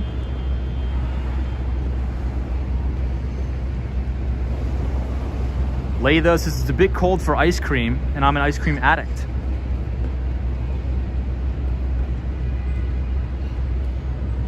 Miguel says Tom will like Miami coffee. I've had a lot of good coffee in Miami. I've met a lot of. I've been going to a lot of Cuban coffee places. Very, very different. Ren 10 says, Tom, you ever think we'll see negative rates? You know, Ren 10, that's a good question. That's a really good question. I mean, if we go by the way of Japan, I think we will. So I'm going to go out on a limb and say, you know what? I don't want to say yes, because I mean, this is what I'll say. This is what I'll say, and I'm trying not to do a cop out. I don't want to cop out of the answer, because I know I like to shoot it straight with everybody, but there's a good chance, I think, in the next 5 years, the Federal Reserve is going to pull the ripcord on this thing. I think that is far off. I think that's in about 5 years. But I think there will come a time where you are going to see a biblical meltdown in this market that's going to be unlike anything anybody's ever seen. And I think it's going to be caused because inflation is going to run so wild that the Fed is going to have to raise rates an absolute ridiculous amount. So that's the only reason why I don't think the rates will go negative. Hey, Gabriel Laurie says, great to speak about these investment strategies. Thank you, Skateman Tom. Hey, thank you, Gabriel, for supporting the channel. I appreciate it. Thank you very much. Castro says, I am in Manhattan from yesterday until Tuesday. Today, walking in Times Square, I can tell that nothing is the same anymore. I am very disappointed. That's not good. Ren 10 says, agree, Tom. And look, maybe I could be wrong. You know, I always try to keep an open mind. I'm not the smartest guy in the room. I just try to use the data that's available, that we have, to try to make the best, I guess, hypothesis or supposition possible. But I could be wrong, you know? And that's why we have to pay attention to what the Fed is doing and not listen to what they're saying. So we'll see if they're going to raise rates. The Fed Chair Jerome Powell is saying that he's going to raise rates next year. I'm not buying it. I don't think so. That's why I've been long this market and buying these dips, especially in the indices, because I don't think they're going to raise it next year. But we'll see. I could always be wrong. And if I'm wrong, we'll adjust. Hey, Daniel's here. What's up, Daniel? Good to see you. We're at Bryant Park's Winter Village. We're actually coming up. I'll show you guys Salesforce Tower. One of my favorite CEOs of all time, Mark Benioff.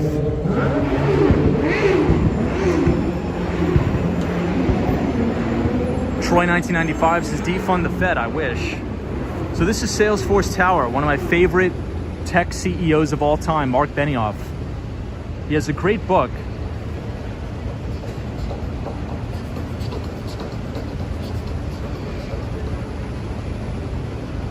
Maximus says, does government spending itself cause inflation?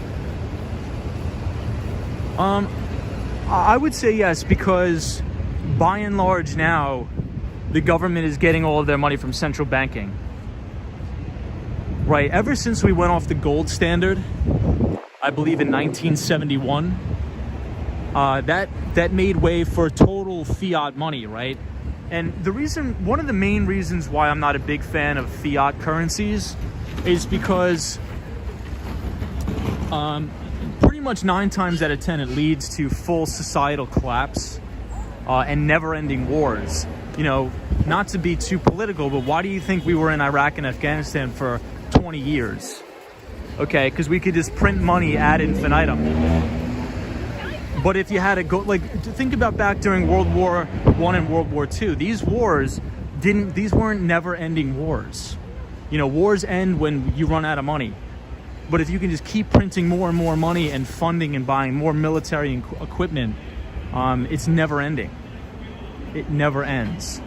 So that's one of the main reasons why I don't like fiat currencies.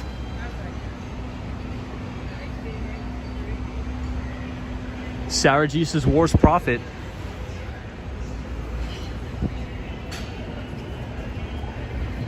And so this is the Bank of China here. I think this is such a unique looking building, and it's right here on West 40th Street. Lease says, don't get me started on Iraq and Afghanistan. Oh, it's so ruthlessly greedy to make profit off chaos, destruction, and sanctioned murder. Yeah, we won't talk about that. We'll try to keep it positive here, guys. Antonio R says the United States is a powerful country with the dollar, and without the dollar around the world, market in a powerful country. Francisco says a lot of people on the streets, the weather must not be really cold. It's not that bad tonight. NNB045 says I agree, data is the key to forming good opinions on finance. C says war is young men dying and old men talking. Ooh, see, that's a very interesting way to put it. Wow. Brian says, what is your Christmas plans, Tom? I'm probably just going to be hanging out with the family here on Long Island in New York, having a good time. What about you guys? The Mighty Bull is watching. IK says it's 46 degrees.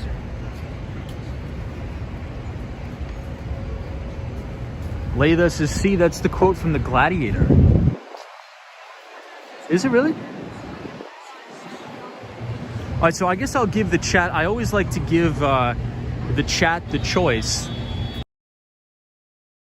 You want to walk up towards Rockefeller Center and then to Central Park, or should we go to the Hudson Yard? So I'll let everybody in the chat vote. So if you want to go to Central Park, up that way, type Central Park. And if you want to go to Hudson Yards, type Hudson Yards and I'll do it. We'll let the chat decide tonight. We'll let you guys decide. Might as well. And in the meantime, we were talking about fund flows, right? We were talking about how every single, at the beginning of every month, NB says Central Park, Rockefeller, Hudson Yards. Ooh, Sunshine says Hudson Yards. Sunshine, New York's vote is worth 10, so Central Park, Rockefeller Center, Central Park.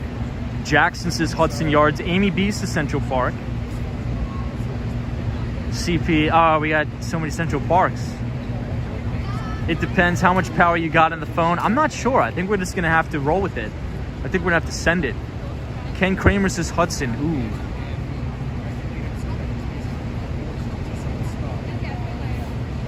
I think Central Park. I think we may have to go to Central Park, guys.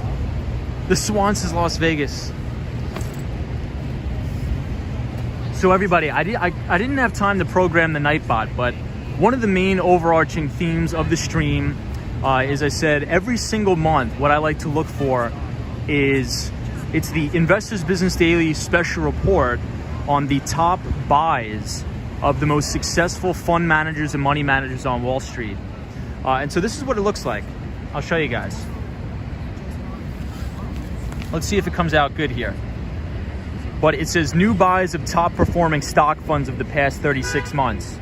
So identifying where all of this smart money is going on Wall Street, by and large, we can sort of see sector rotation. So this is pretty much what I've been basing the streams on for the past couple weeks. We've seen big inflows into stocks such as the big mega cap tech stocks like Apple. I'm not sure it comes out too well on the stream, but Apple, Microsoft, Alphabet, and the like. And we've been seeing net outflows of big growth stocks. And by and large, what did we see over the past couple weeks? We've been seeing growth stocks get clocked hard. And we've been seeing all of that cash be reinvested into the very stable earnings growers such as Google, which is Alphabet, and the top tech companies. So I'm going to try to put it in the link in the description. But if you guys want to check it out, if you just Google Investors Business Daily top mutual fund buys, you'll be able to see what the top fund managers are buying. Not so you can buy the same thing, but just to get a feel of what is going to be deleveraged, where the risk is going to be reappropriated in the market. So I just wanted to cover that briefly before we head to Central Park, because I believe Central Park won by and large by a long shot. So we'll head back up to Central Park. Troy 1995 says I read newspapers on my digital devices. I do too. Manny says Christmas tree at Rockefeller, of course. We'll do it. We'll do it. Hey, 48 says, how are you tonight? Doing well. Troy 1995 says they could be wrong too. Yeah, of course. But the main overarching theme is that if you look at the funds who have outperformed over the last 3, 5, and 10 years, these tend to be the money managers that are managing, you know, it's not retail money that's thrown around a couple $100,000. You know, these are managers that are managing multi-billions of dollars. So that liquidity coming out of individual names and going into others, at the end of the day, what drives the stock price up? It's buying, right? So this is, you know, one way to sort of, not to just buy what other institutional investors are buying, but just to get an idea of where risk is going in the market. And I'll try to program in the Nightbot, or once the stream concludes, I'll try to put it in the link in the description.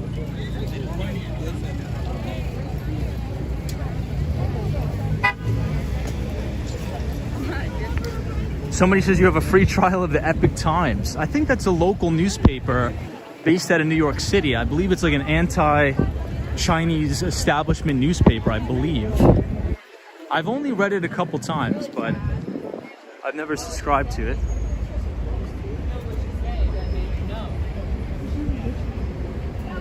Manny says, honestly, we are in a recession. So, I mean, by and large, the stock market is not the economy, right? So the stock market is at new all-time record highs. But if we really look under the hood of the economy, we're net negative in job creation every month. We're losing hundreds of thousands of jobs. But the reason why markets are at all-time highs is because the S&P 500 is a market capitalization weighted index. And mega cap tech companies make up the majority of the indices. Gabriel Loy says, is the Village Voice still around? You know, I'm not sure.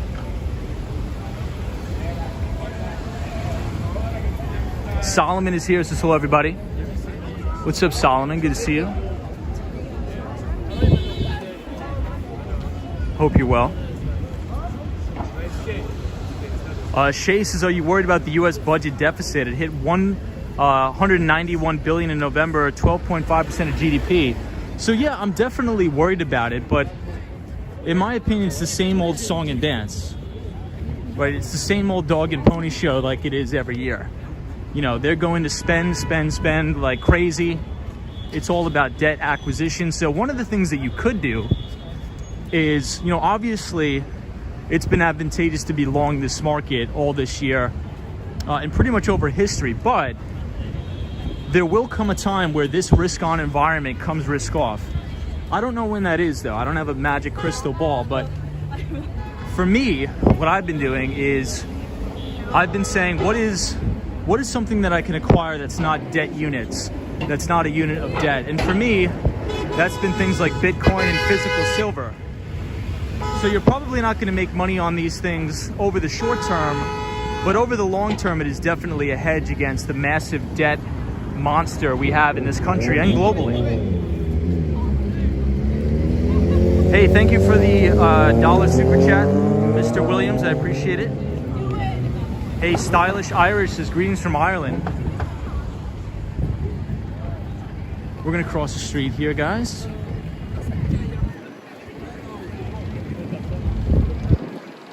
But yeah, I'm definitely afraid of it, but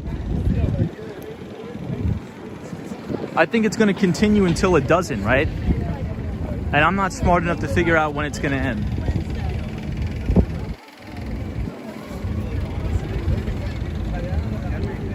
Brian says, what are your thoughts on crypto? Well, the only assets that I have exposure to is Bitcoin and Ethereum. More heavily weighted towards Bitcoin. I think the vast majority of this stuff will probably go to zero over time. But I do see the value in Bitcoin in terms of remittance payments around the world. I don't realize it because they don't know what it's like to live in other countries where you have family working in the United States or in Europe and they're trying to send money back to their home country. That's a remittance, right? And if you go to MoneyGram or something like that, they're gonna hammer you for 20%.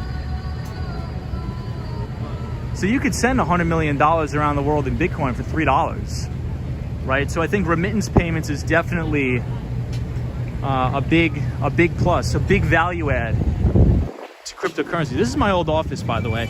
Marcia McLennan. We had one of the biggest quantitative hedge funds right above me, Marcia McLennan. My cubicle was in the window in the far left of your screen. Right there. Hey Maximus, thank you so much for the $5 super chat. I appreciate it.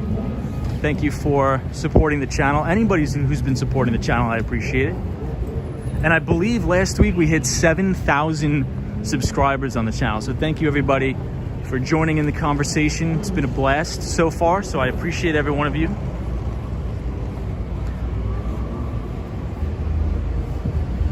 Lady O, have a good night and have a great Saturday. This was my cubicle right there. Bottom left. Second floor. And then D.E. Shaw, I believe, was on the 9th floor.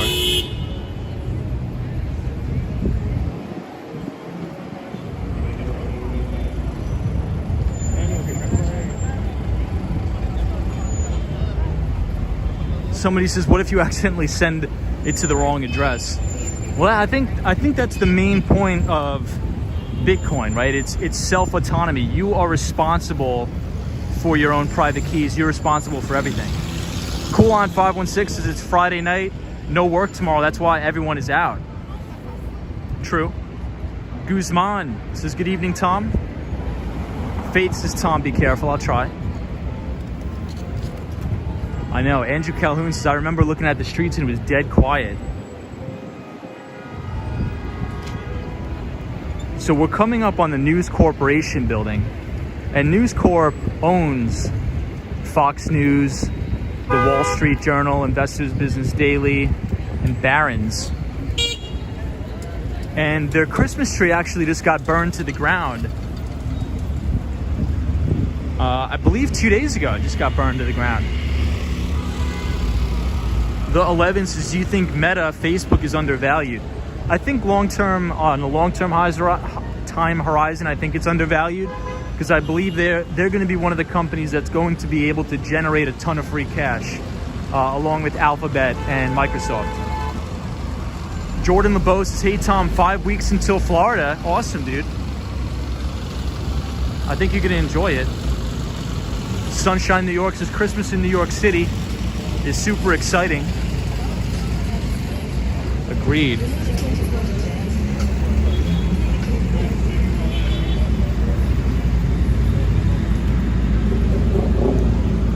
Jack says, Tom, you said in college you lived at Columbus Circle.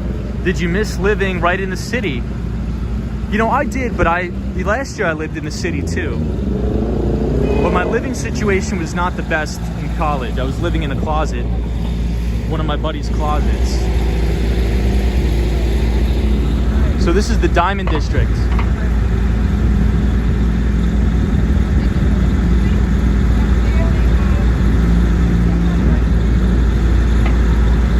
Hey, Bonham says, me too, they are awesome. War Walkers, there's a lot of folks out tonight. How is it in Miami, War Walkers? A lot of people out? The traffic is always insane.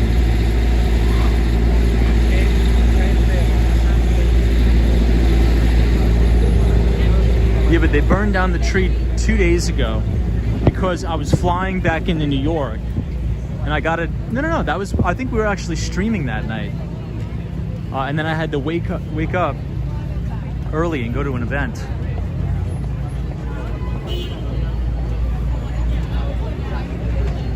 Latha says every time I hear Tom saying he's living in a closet, you think of South Park. Funny. Yeah, so this is the new tree, but before it was burning in flames. But I think it looks pretty nice. It looks really nice.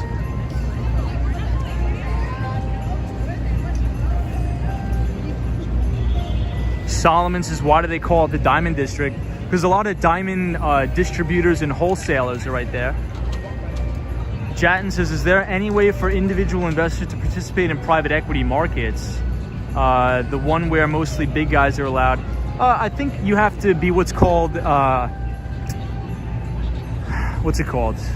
accredited investor. So I think it's either you have to make about $250,000 for at least 2 years, or a net worth of $1 million. But I think you're gonna start to see more companies that are going to be able to get exposure to retail individuals. But as of right now, I think you still have to be, by and large, an accredited investor. And I believe that definition is a net worth of $1 million or make $250,000 for at least 2 years in a row. I think we're gonna cross the street, everybody. I want to avoid all these crowds. I'm not a big crowd type of guy. I don't really like walking and being near people.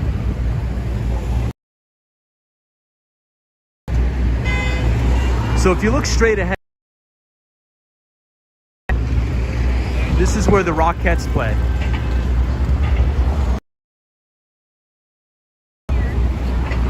What's going on, Stephanie Smith? Hope you're well.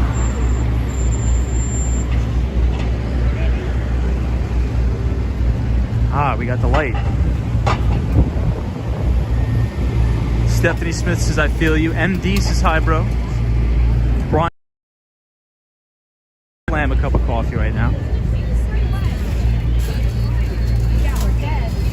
But it is good to see everything back to normal. I like to see a lot of people in the city because I was living in the city during the pandemic and it was miserable. There was nobody. So this is good news. It's good news. At least in my opinion, anyway. Yeah, I think Andrew Calhoun, Sunshine After Rain, and really all the moderators have been seeing the stream during the pandemic, and it was pretty dead. Somebody says, whereabouts are you? So we're coming right up to Rockefeller Center. So this is Midtown Manhattan. We are walking towards 5th Avenue.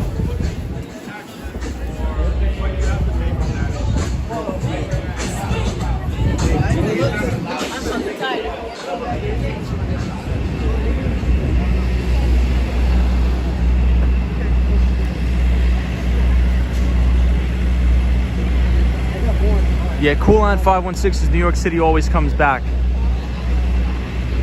I agree with that. Yeah, Andrew, remember that? We were skating all throughout these streets and there was nobody here. It was very easy. Jordan LeBeau says, Tom, when are you headed back to Miami? Probably next week. Probably next week. Jetta says, wow, the garbage is unreal. Yeah, look at the garbage over here. I think the sanitation should probably pick it up soon. Kim Grant says, I remember that.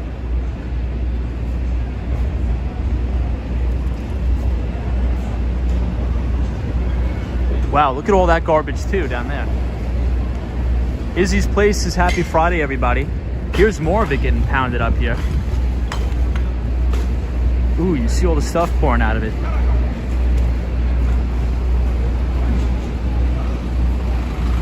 Jay says, I've seen videos of downtown San Francisco dead, more life in New York City. Jay, I agree with you. A lot of my buddies that worked in tech in San Francisco and in Silicon Valley, they're all moving to either Boston, San Antonio, Texas, or Miami, and New York. Everybody's leaving California for the East Coast. And I think New York is going to benefit from that. I think you're going to have a big tech boom in New York and really all up and down the East Coast, in Miami, places like Boston, Massachusetts.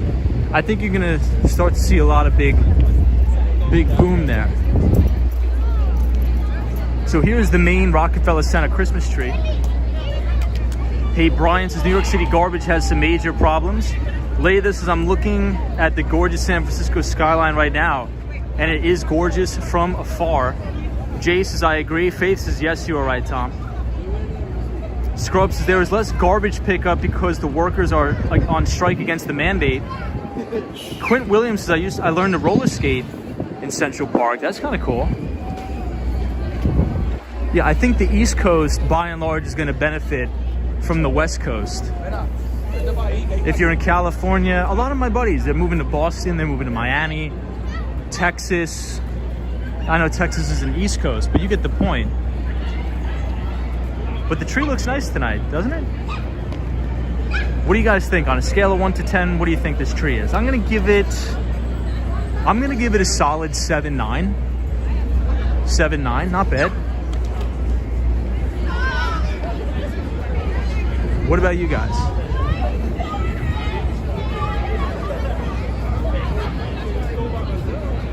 Pretty sure that Rockefeller Center light show happens every 10 minutes. Bonham says Cali is a mess.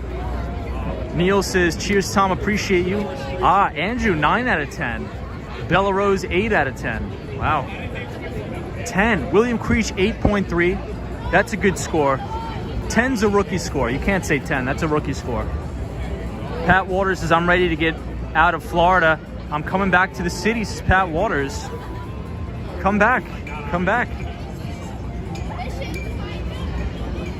I think I'll always be both places. I love Miami, Florida, and I love New York. So that's going to be my main two headquarters.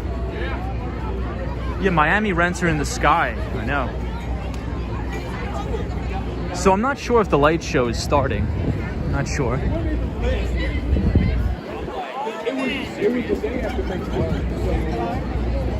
Charlie Richardson says 10. 8 out of 10. Yeah, it's not bad. It looks pretty good. But I think the one near the Wall Street, New York Stock Exchange is a little bit better.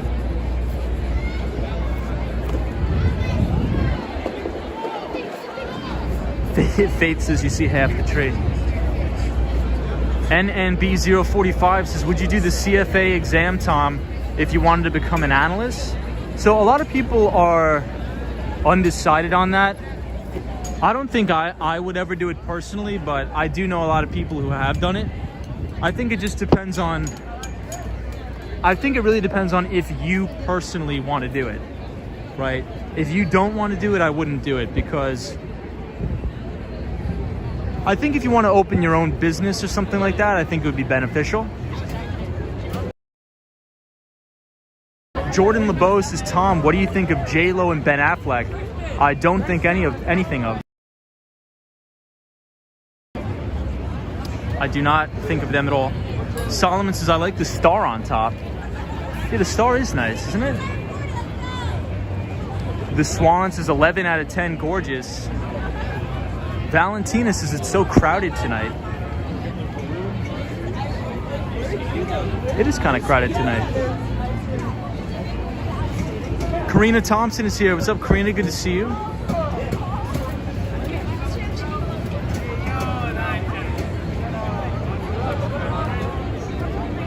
Somebody asked, what do I think of the metaverse? So we dedicated an entire stream to the metaverse, I think 2 weeks ago. We spent like 3 hours on it. So I won't give the overarching comment on the metaverse, but I think short term it's all, or the vast majority of it, is a marketing tactic to attract top talent to these big institutions, which I think is good, because the Facebook or to come to Microsoft, the developers need to feel supported. So I think in maybe 5 to 10 years time frame, you're going to start to see real sufficient products and services built for the metaverse. But right now, it's still a work in progress. But long term, yes. people will be work, living, and playing in the metaverse. So this is the Saks Fifth Avenue light show. It's right here on Fifth Avenue. I'm not sure when it's gonna start. Sunshine New York says, I missed it, Tom. I sent you a link, and yes, it's a marketing tactic. Yeah, so I think it's a marketing tactic, short term, and then long term, you know, there's just really nothing built for it yet. Photo says, I think it's off for tonight. Jetta says, I'm in East Coast, Canada. I love the hustle and bustle of the city life. Just don't know. Yeah. Jay says, Tom, what are your plans for 2022? 2021 has been a success for you, my friend. Well, I appreciate that. I think just to grow the business, acquire more customers, help more people, do more streams. It's all 5 o'clock, ticking at the top. You're right. I think you're right, Bella Rose. It's over at 10 p.m. What time is it? Does anybody know what time it is? I don't even know.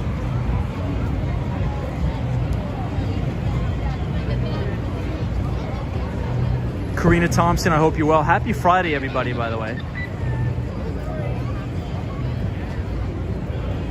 Leitha says, you think some of the residents have complained about this every 10 minutes? Yeah, I could understand that.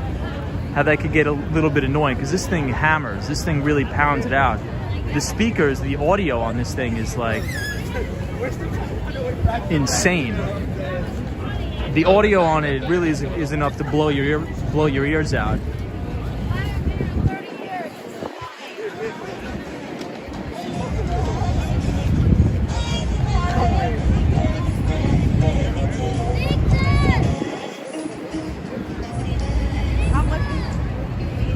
But it does look nice. And if you look down here, you can see the Empire State Building in blue.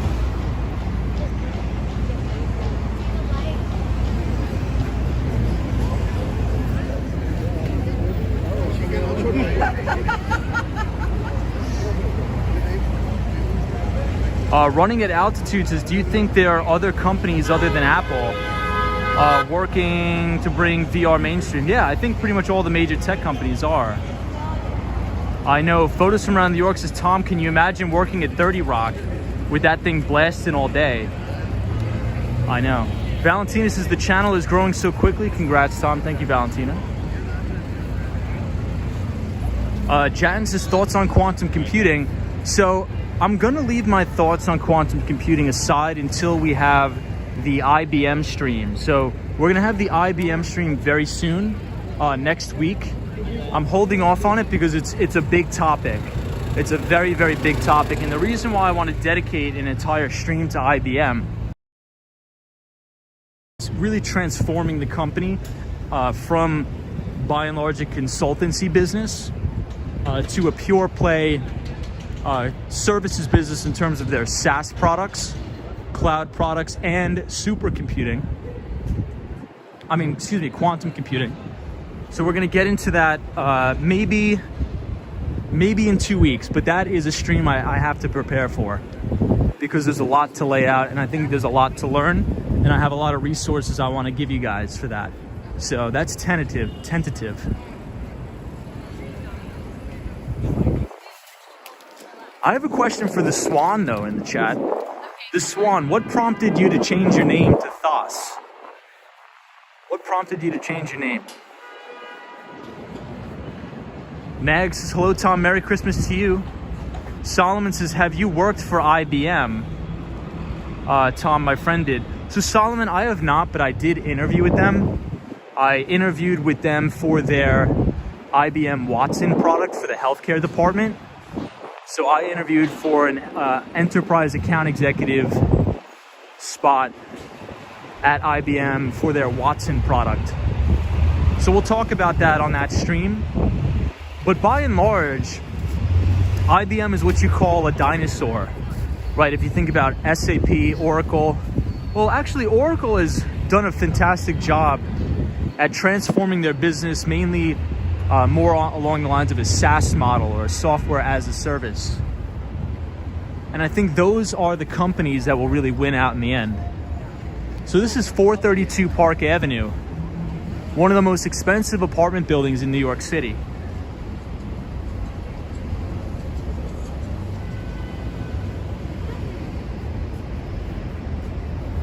But I believe there's actually a civil lawsuit that's going on with this building. The developers did a horrible job. Horrible job. And so there's a massive civil lawsuit. And I believe some of the residents there are paying upwards of $50,000 a month in just the HOA fees to pay for the Michelin star restaurant that doesn't work, that's closed. So it's a big mess what's going on there. And I believe there's a really good New York Post article and a New York Times article about it.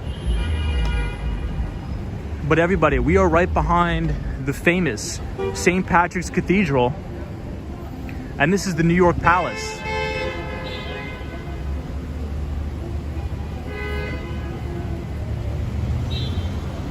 Hey, Roz999 says, enjoyed the stream. Have a great night. Thank you, Roz. Appreciate you.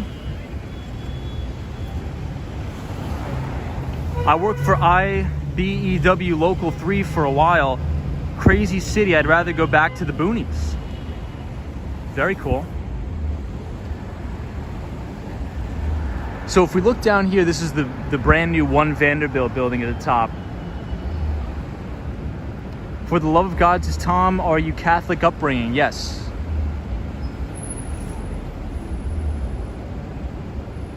Bella Rose's ugly toothpick building. It's had so many electrical explosions, floods, and swaying. I know. Isn't that crazy? Could you imagine spending like 90 million bucks, 50 million bucks on an apartment, and then everything, the ceiling's leaking. It's like you're living in a slumlord, but you spend 50 million bucks on it.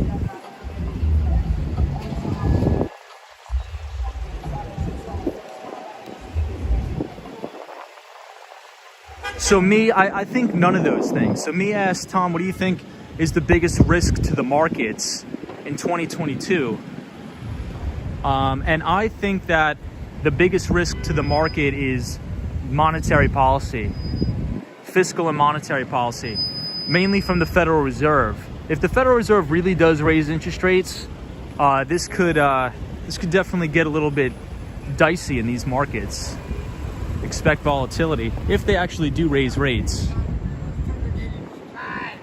So we're gonna go up one more block and then make a left to avoid all of the what's it called? All the tourists.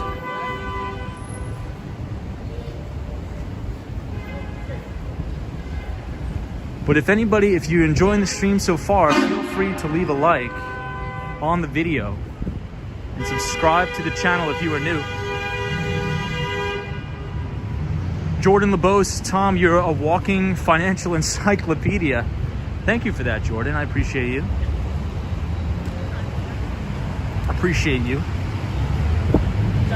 So the Jeffries building is actually to the right. Omni Berkshire Place.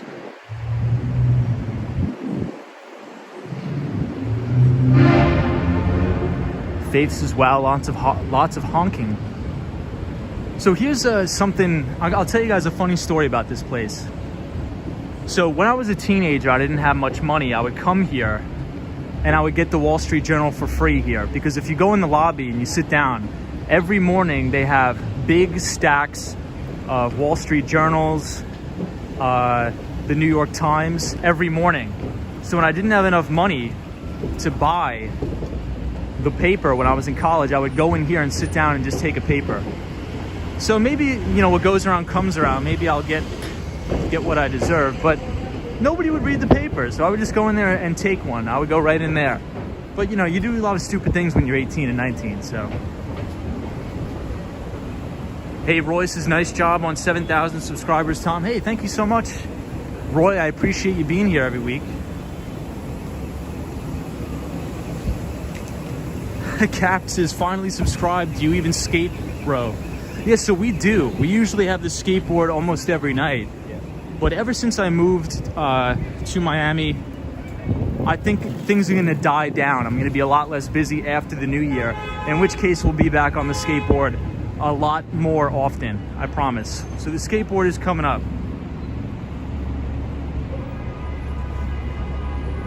John says, what nationality are you? Irish and Italian. Negs, the fun guy, says, very smart man you are, very proud.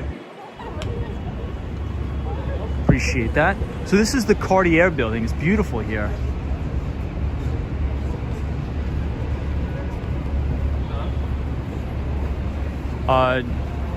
Durf1 says, Tom, where did you go to college? I went to college locally right here in New York. Right here in New York City on 59th Street at John Jay College of Criminal Justice. It's a CUNY school in the City University in New York. I didn't do the front lights, we don't have any in our front, no? Yeah, Andrew Calhoun, I think you're right. I think you're right. I think it's going to be more difficult. Well, this is the Cartier building, and they usually have a big Jaguar every year for the holidays.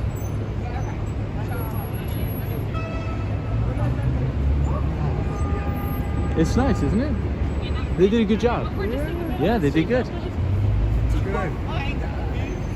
Hey, Woodstock says, hey, Skate Bro. Kaylee says, good vibes. What's up, Kaylee? Tom, I would have guessed you went to Baruch with all your financial knowledge. So I did apply to Baruch, but I got denied. I didn't get in. I wanted to go to Baruch. I think Cosmo's Scary went to Baruch, but I got denied from Baruch, a hard deny. You got to be really smart to get into Baruch, and that I am not. Hey, Ice is my boyfriend, is Irish and Italian as well. Durf1 says, you've done very well. I sent my son to NYU Stern. Awesome. So Stern, we talk about NYU Stern a lot on the channel because one person that I listen to a lot, which is Demoderan, he's actually known as the Dean of Valuation. And Demoderan is a professor at NYU Stern. And he has a lot of free content on YouTube where he actually oftentimes posts his lectures for free online. So Demoderan is a professor of securities analysis at NYU Stern. Great school. I have all of Demoderan's textbooks. Hey, for the love of God, says Nassau County Community College.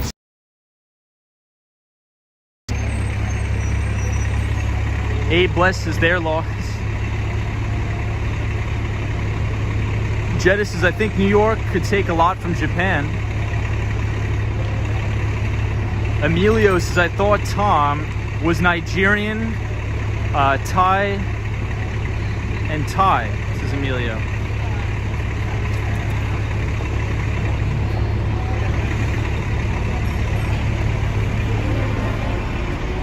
Woodstock. Funny. So speaking of financial institutions, right here is Jefferies, a big financial institution on Wall Street. Jefferies right in front of us. So if you ever see these digital signs on the top of the taxis, and if it says Viewgo, that's actually my customer. I helped them put on this program. But Halo was acquired by Uber. But there's another company called Go Viewgo, which is a digital advertising company that has a lot of those signs on the top of the taxi cabs, mainly in Boston and Miami. And that, back in the day, was one of my largest IoT customers. We did a lot of business with them and made a lot of money together. Jason X has thoughts on the FOMC. Next week, maybe a reserve of selling the rumor and buying the news. Yeah, so I think by and large, the markets are pricing in a rate hike, right? As I think Kevin Sunderland pointed out today, the 10-year Treasury yield The 10-year Treasury yield right now is at 1.5%. So we'll see. We'll see what happens. Usually, if we take a look at the Fed balance sheet, it's still expanding exponentially. So we'll have to keep in touch with it. But Jason X, good to see you.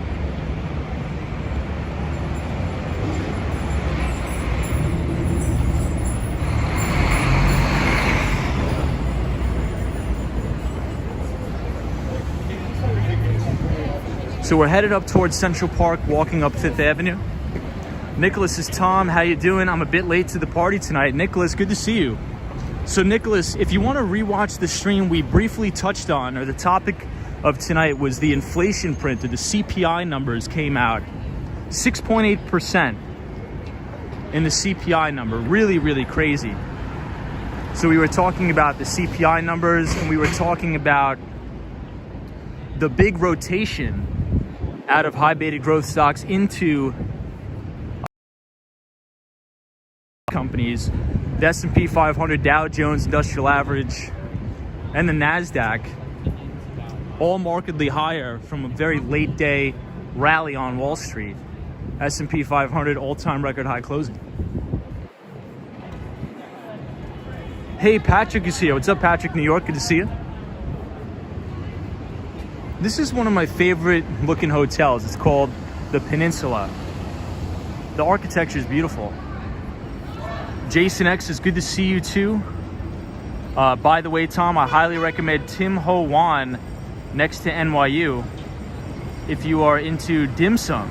I think I've actually been there, Jason X. I think I've actually been there. That is a great place. But thank you for watching. Patrick, New York, good to see you as always.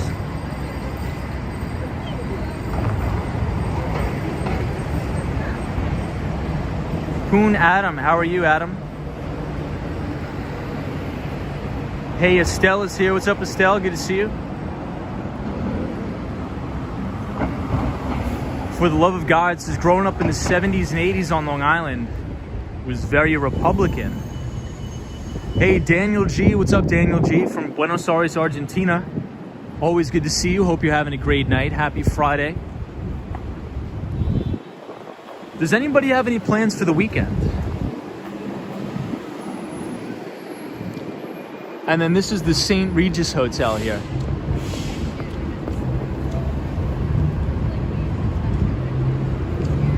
So Nicholas, the only exciting plan I have is I'm flying to Las Vegas for a work event.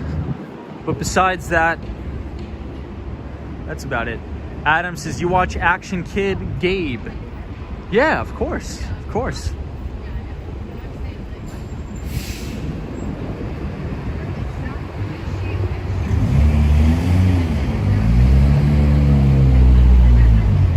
Jason X has wanted to go into the city this weekend, but I'm stuck with law school exams this week and next. Ooh.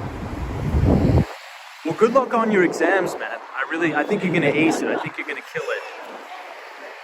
So we're pulling for you here. So this is the Dolce & Gabbana building.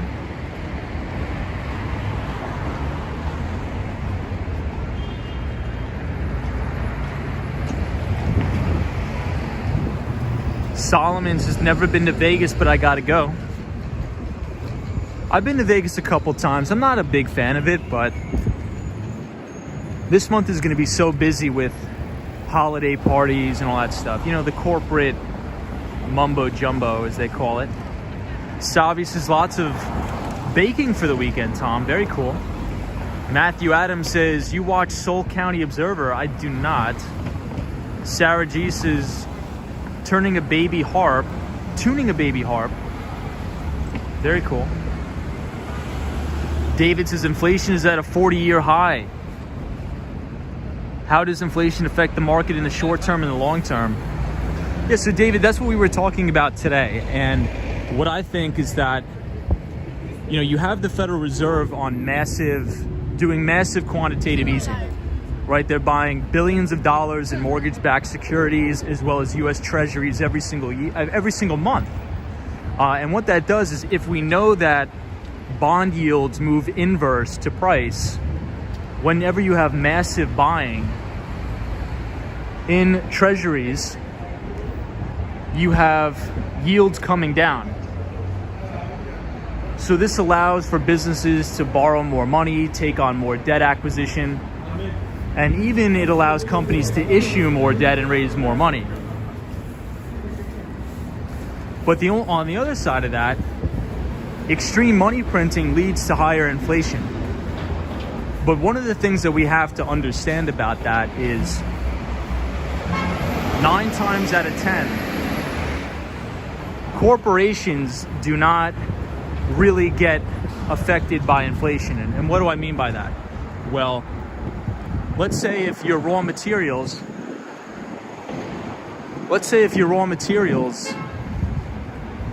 go up significantly.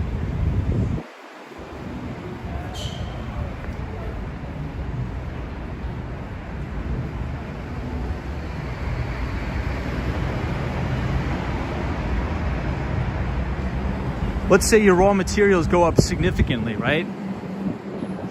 The company is not going to eat that cost. What they're going to do is they're going to pass that on to the consumer.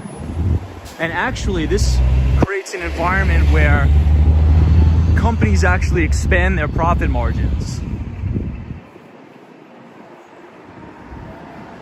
So it almost gives companies an excuse to say, hey, you know, the cost of our raw materials are going up. We have to pass those costs on to consumers. So it's not like they're just going to pass the cost on to the consumer where they keep the same profit margin. No, they're actually going to hike it even higher to make higher gross margins. So in some circumstances, you could see companies with extreme pricing power or big brands that people can't live without. They're actually going to be more profitable and making more money.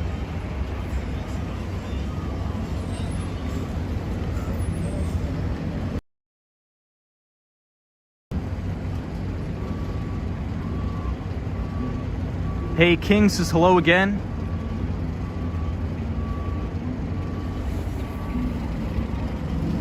Dino, what's up, Dino? Good to see you.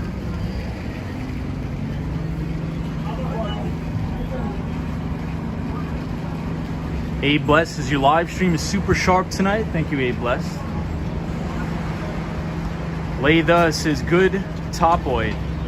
Brands people can't live without.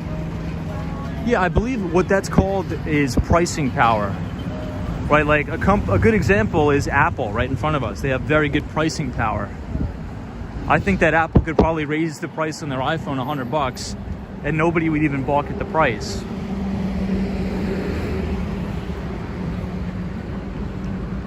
Me says, Tom, I'd give back all my money and all my property and all my homes to be young again like you. Live your life to the fullest, Tom. As being young and alive is better than being old and wealthy. I think that's a very good piece of advice. It's definitely a good time being a young guy. Definitely a fun time. Nicholas says, any updates on the Discord situation? Nicholas, I'm planning to have all that wrapped up by the end of next week. It's just this week, it's been extremely travel intensive for me for work. But it is in the works, I promise. So for anybody who doesn't know what we're talking about, we are going to make a networking group for anybody who's interested, that wants to get into investment banking, that wants to get into working in Silicon Valley in tech. Maybe you want to be in tech sales or a software engineer.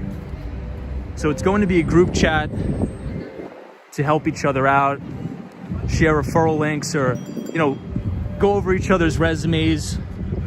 If anybody wants to share ideas about, you know, transferring from Wall Street to the Valley or the Valley to Wall Street, pretty much anything like that. So this is the Plaza Hotel, very famous. David says, so if inflation is bad for people, why is the Biden administration printing so much money? Well, because governments really don't care about people, right? Inflation, it only helps the top 10 and 1% because the more money you print, you're going to have extreme inflation in asset prices. And if you look at who the majority of people are that own assets, it's in the top 10%.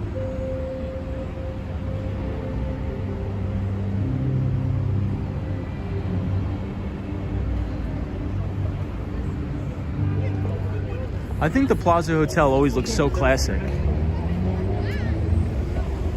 Estelle is so beautiful. What's up, Estelle? Good to see you. Anybody who's been watching the stream since April knows we used to always start the streams right here.